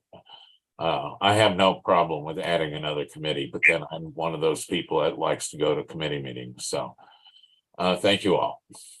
Thank you, Paxton. Sandra. Yeah, I think that I don't have a. I know it's hard to add another committee, but I think this one is really different. There's board committees and then there's committees of the board, and by nature, I think this one has to be a committee of the board. The board has to make its own rules, and it's very common on board, on organizations to have rules committees, and so. Perhaps thinking of it in that way, that this is the rules committee for the board, makes it more palatable. But I don't see how you get around having a committee of the board to establish the rules for the board. Frankly, I don't think there's any other committees out there that really have the standing to do it. Thank you. Thank you, Sandra. Any additional thinking that would like to be offered? All right. Oh, John, please come in. So I have a process question because it's not addressed in the motion. And that is, if this motion passes, will there be a call out for people who aren't on the board to indicate a desire to serve on the ad hoc committee? Or is that going to take a separate motion that we'll need to put on the agenda for next month?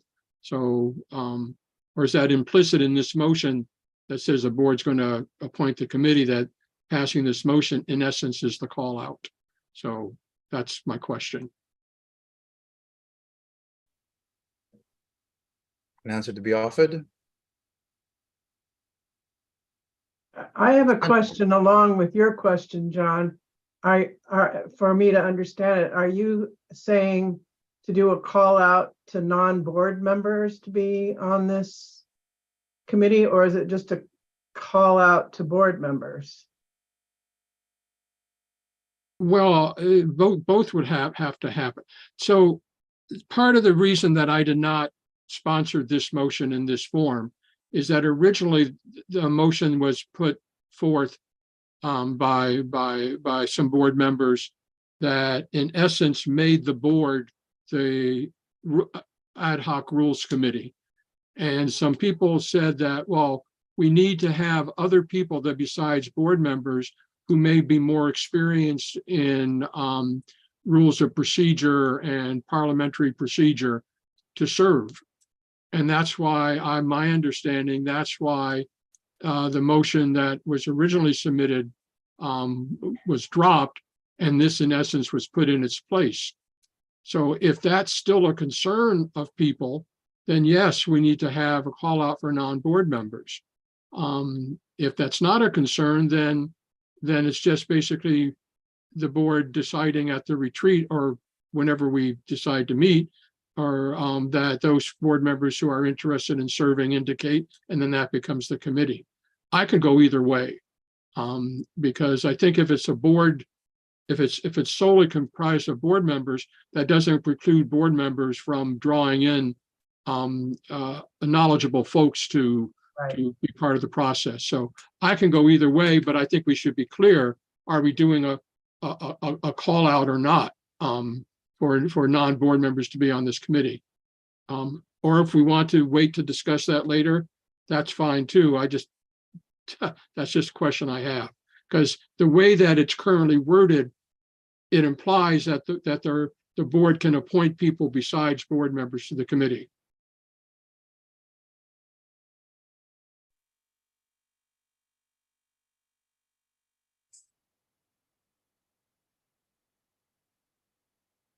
Sandra, did you have your hand up? Well, I was asking for clarification, and now that I've got clarification, I think it does need to be a committee of the board, you know, and it's focused, and then we have to reapprove the working rules at every retreat. So, and I also think that you're absolutely right. You can bring in any kind of experts that you want to help you with the rules. So, you know, I would definitely, I think you basically have to have a committee of the board do this. Yeah, Lisa, please go on. I just wanted to try to address John's comments, questions. I think that it's implicit in the verbiage of this motion that non-board members can certainly apply for membership. And because I think that there are probably some folks out there that are probably well qualified to help us in this effort. And I think that this motion, the passage of this motion, serves as the call out.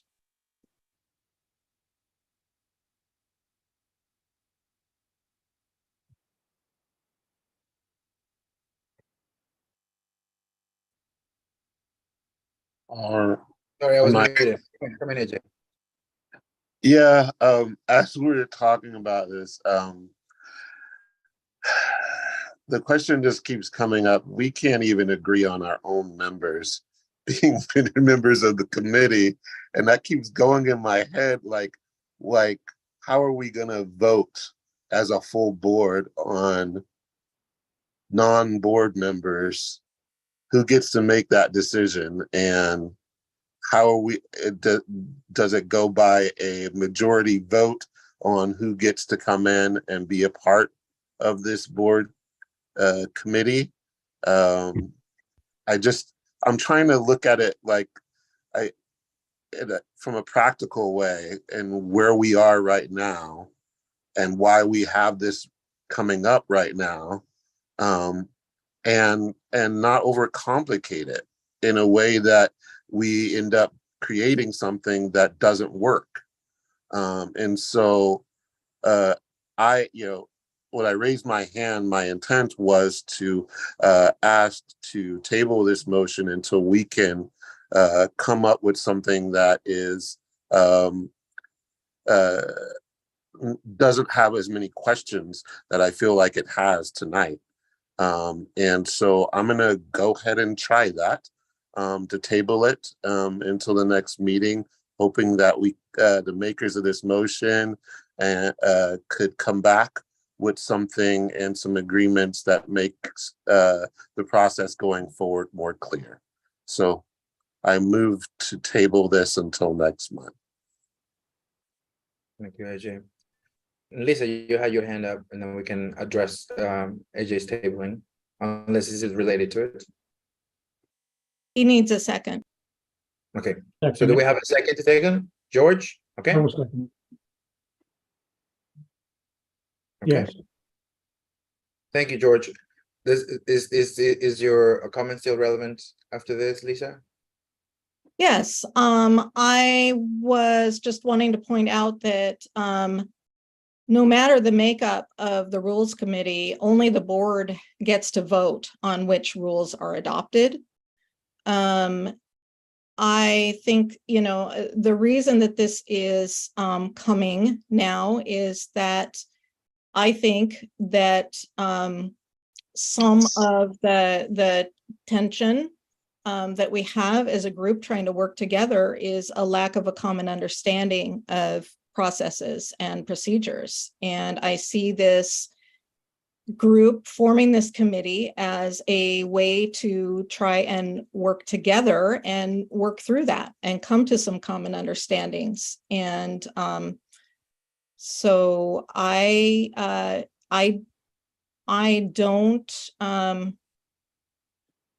I hope we don't table it tonight. I hope that my fellow board members will vote yes on this. I think that we need this. I don't think that the motion is overly complicated. And yeah, I just,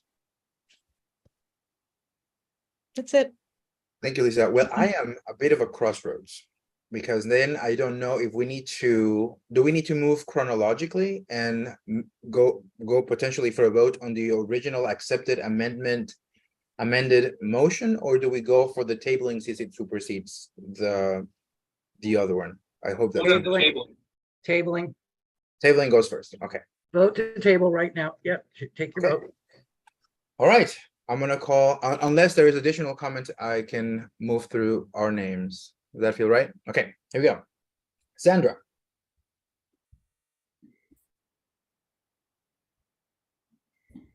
So I still, before we table this, I have, I still have questions. So do we have to vote on tabling now? Because it would, yeah, okay. I'm gonna vote no then. Okay. George? Yes. Paxton? No. Tom? No. AJ? Yes. Kevin? Yes. Lisa? No. Anne? No. Sue? No. John Silverman? No. So I believe then we move with the original motion. Is that correct? Correct. With the amended motion. Yeah, With the amended motion. original Tabling amended failed. motion. Yeah, that's correct. But Tabling we're still up for discussion now. Okay, great. So Oh, let's well. continue the discussion about the amended Motion. yes. Okay.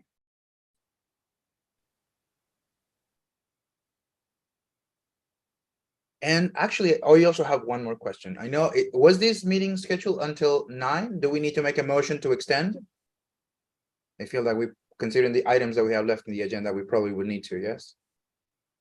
Would someone like to make a motion to extend our meeting today? I move to extend by 15 minutes. I second. Okay. Do we have a unanimous vote perchance? Via thumbs up? It looks like we do. Beautiful. Okay, so Sandra, please go ahead and continue. Okay, so it seems like we are in the middle of amending this again when we're saying, because it doesn't say in here anywhere that this is I don't see where it says, I mean, it makes a difference to me whether it's a committee of the board or a board committee. And I don't think that that's clear in here. I mean, I think we verbally said that, but I don't think that it never occurred to me that it would be a board committee. And I'm not, I could maybe be convinced in that direction, but I am not at this moment. So I would like some clarification on how that wording would be in here to make so that it's clear where we're going with this.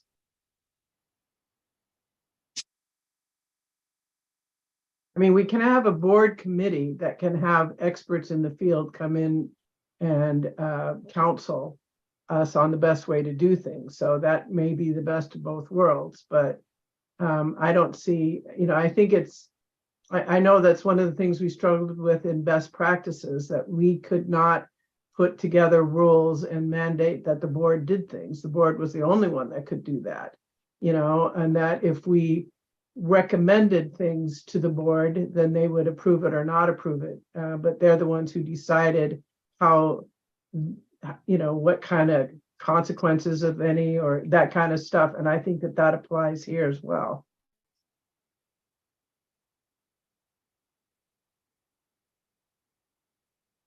Thank you. Thanks, Senator. Kevin, please come in. Looks like Lisa got jumped in right before me. Oh, I'm so sorry. Lisa, please. I forgot what I was going to say. Let Kevin go first. Okay, thank you. I was gonna say, I like what Sandra's saying as far as having the best of both worlds, where it's our committee, we can bring in professionals, because I definitely think it shouldn't be left up to just us, of course, but also don't think it could be everybody, right? And so, not sure how that works, but I'm here to work with everybody, so it happens. Thanks. Thank you, Kevin. Lisa, it seems like you remembered. Please. I just remembered just the reminder that no matter what the committee ends up recommending, the board still needs to vote. So the committee does not have the authority to make the rules. The committee is authorized to make recommendations for the rules that the board will vote on. Thank you, Lisa. I see a point of I don't know inquiry if that affects the composition, of the committee membership or not for you, Sandra, but I just wanted to point that out. Thank you, Lisa. I see a point of inquiry from Stephen Bergson, and I would love for someone to tell me if the correct way to handle this is to have that person come in first and then continue the conversation afterwards. So we're going to concede to our parliamentarian to answer that question. Thank you, AJ. Stephen, save us. Points of inquiry are privileged points, so that is something that can interrupt anything. Normally, that only comes from the society itself, not from the membership. It would just come from the board. So I will leave it to you to decide whether you want to take Stephen's point of inquiry or not. Has Stephen, in terms of the as a member, do we have time? Has he been? We are in a bit of a. It would probably be faster just to let him ask his question. That's what I'm thinking. Yes, please, Stephen, come in. Yeah, we're gonna keep. Bergson has 53 seconds left on his time. So point of inquiry is actually a legal inquiry to the body, not to spread information. So what the point here is, a committee of the board is generally a subset of the board. Budget committees can be larger, and then even if the whole board is there, it doesn't matter because the committee is larger. So it's not a meeting of the board. My concern is just to be mindful of whether or not, if you have a committee of the board made up of the entire board, you meet legal requirements for a board meeting. It's effectively no different than a board meeting. So that's the only point I wanted to make. I think you can come back next month and figure out how you want the committee to work. I appreciate you, Stephen. Okay, let's go back to our queue. I believe Paxton was next. My suggestion would be to, I kind of agree with Sandra that it really should be a board committee type thing rather than a committee of the board. And I would say create an ad hoc rules committee. You could just create an ad hoc board rules committee whose term coincides with the current term. And then that kind of automatically limits it to board members. That's my suggestion. Thank you, Paxton. And to your point, Jonathan, I see on the chat, I believe we are still very much in the board input portion of it from the original motion. I think that's where we are. So AJ, please come in. I agree with the comment made by Steve Bergson on this one. This is why I moved to table it, because I think there's some nuances here that need to be parsed out before we make this final decision. it's evident by the conversations that continue to happen that this is not a firm motion that people are ready to vote on right now. And we can continue this for all night, or we can have some further thought, let some people do some work on it, and come back and deal with this at our next board meeting. We're not going to change this overnight. We're going to have this ahead of us going forward. And so I don't see the rush in trying to get this done tonight, especially with the many questions that I have. I think one of them being that, we're just calling a board meeting. If all board members are a part of this group, it's a board work group. It's something that we can do if we want all board members to participate, especially in something that's going to deal with the rules of how we govern. We should just make this a board work session. I think it gets really complicated when we start creating another committee and don't really have things set for what the charge is completely. So that's my statement. Thank you, AJ. Lisa. So this would be a subcommittee of the board. Participation is optional, not required.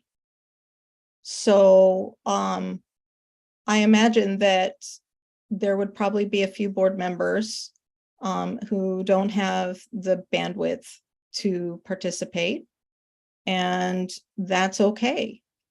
This offers the option for board members who do feel like they have the bandwidth to do this extra work to go ahead and take it on.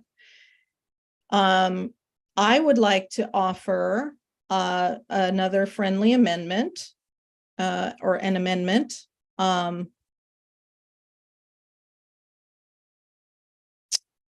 that clarifies that the members of the committee are board members. So under the board further resolves that the board will, number 2, appoint members to the committee, and where it was amended before,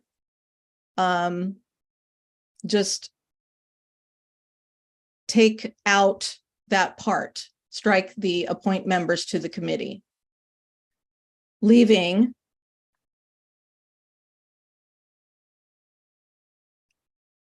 at the time the board makes appointments to the committee, or yes, at the time the board makes appointments to the committee, any board member wishing to be on the committee shall be automatically appointed. Paxton?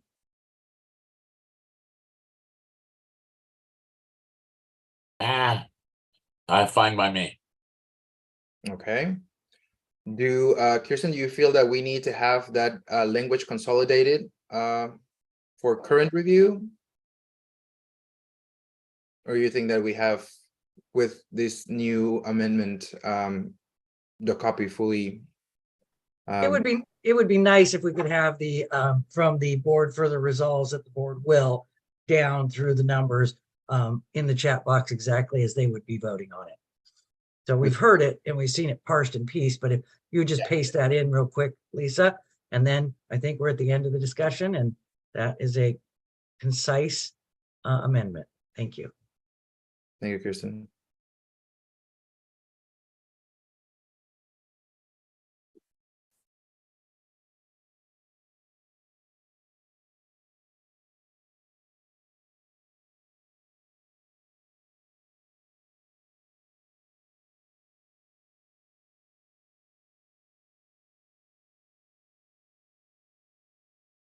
And as we start to get this migrating to the chat, I have one more question, which is, now that this language has been once again modified, do we bring member input back into the fold?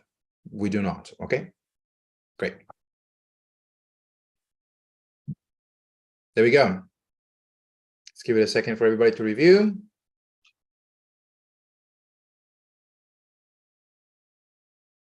Do you have any additional comments at this moment? Kevin, please come in.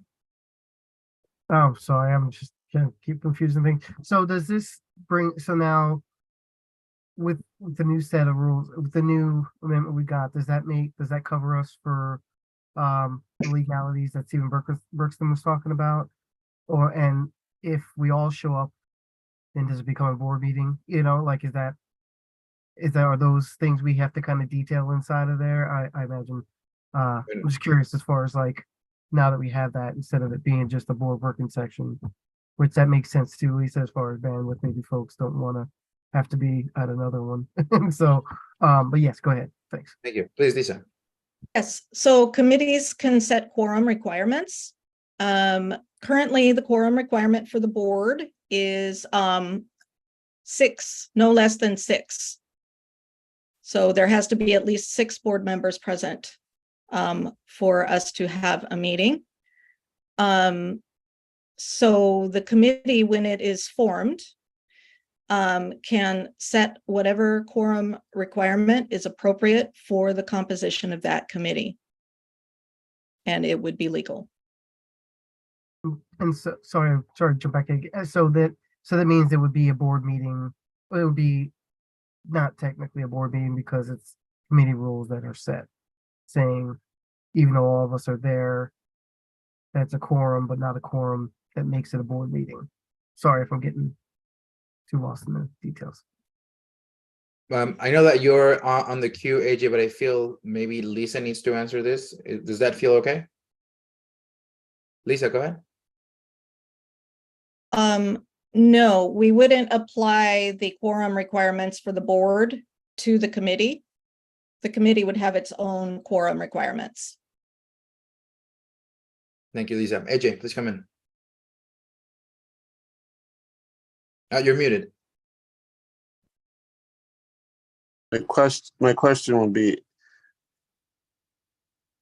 is this a committee of the board made up of board members, and does it meet our legal requirement?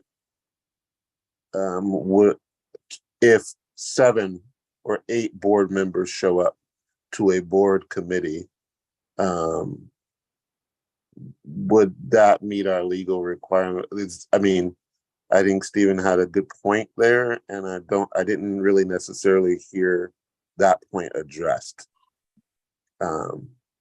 Because it's not just a committee, it's a committee made up of board members. And if there's 7 or more board members in attendance, how does that meet our legal requirement? I'm hoping that Stephen has an answer for us. I'm not sure, but I think if the committee meets as a committee and does not take votes as a board, then it's acting as a committee and it would be legal, but it cannot take any binding votes other than votes to recommend to the full board at an open board meeting.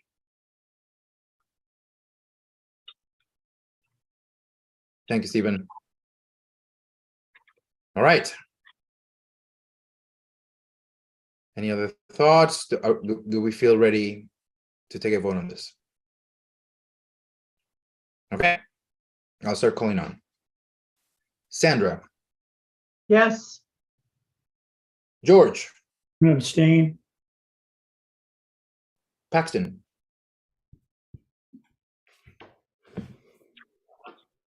I'll come back to you, Paxton.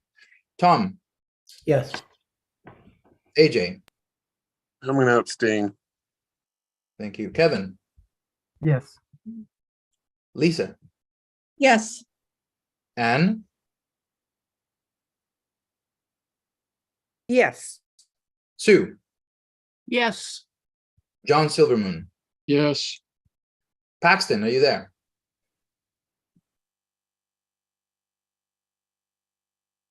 Paxton? Do we, without Paxton, have enough votes? Yes, we do. Okay, so then he carries. Small victories. Not for everyone, but means that we're at least chugging along. All right. So I think we have 5 minutes more. Do we want to make one additional extension of our time? Anna, we can't seem to find Paxton, but I believe we have enough votes to carry. Yes. So now we just review the rest of the agenda and have the president's piece. And I think we have time to accomplish that in the remaining 6 minutes. Okay, well, let's just do that. So the new business then, it's just moving on to the next thing, correct? Yes. Okay. Minute evaluation. John, please come in. I appreciate the board working together to pass 2 motions. So we got through it, and thank you. Thank you, John. Lisa. I just want to say thank you for your facilitation. I know it's not an easy job with this bunch, but I think you're doing great. And I appreciate you very much. And I also appreciate the rest of the board for working through the things that we needed to work through tonight and getting the work done. I appreciate you too, Lisa. And I thank you all for allowing me to have these growing pains as I become more acquainted with this process.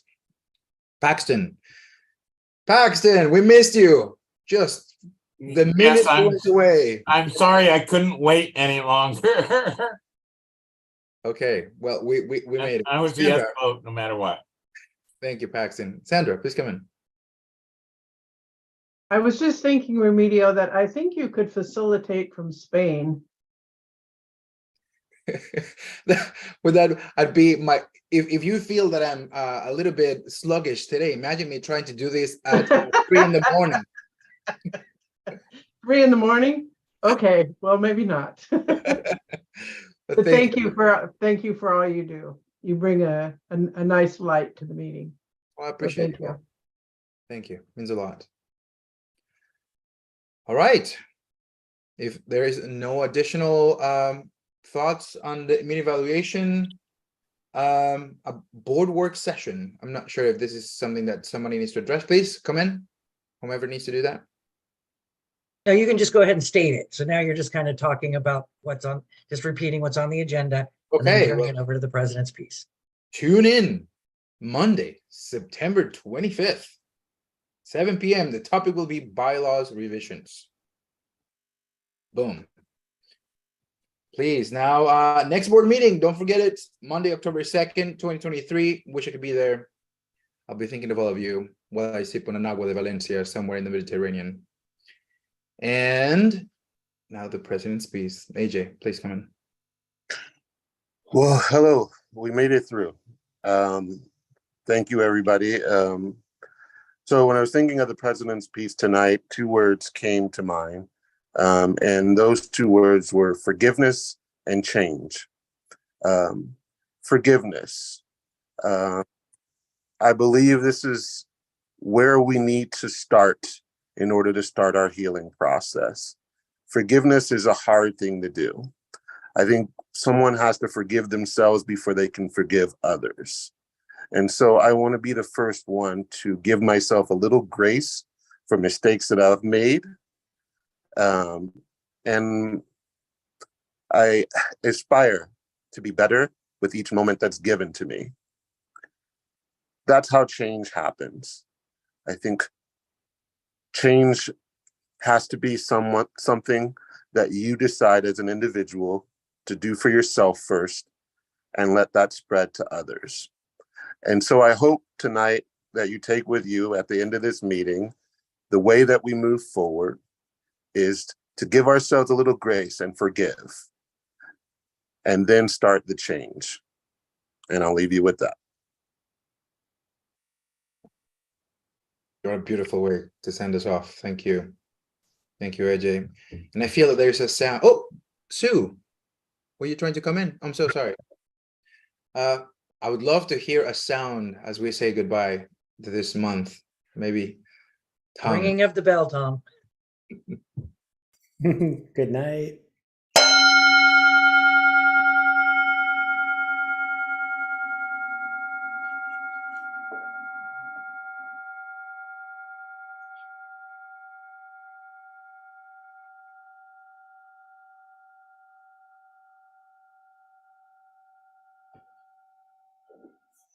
Much gratitude to you all. Thanks, everybody. Nice- Thank nice you, everybody. job, Tom. Nice. Thank you all. Good Everybody. meeting. Nice, Tom, using Night, your everybody. musician skills, Tom. It's awesome. Thank you very much. Thank you, Mauricio. My Thank pleasure. Night, you, everybody. Mauricio. You're awesome. Muchas gracias, que le vaya bien. Un placer, igualmente. Que tengas una feliz noche. See you guys.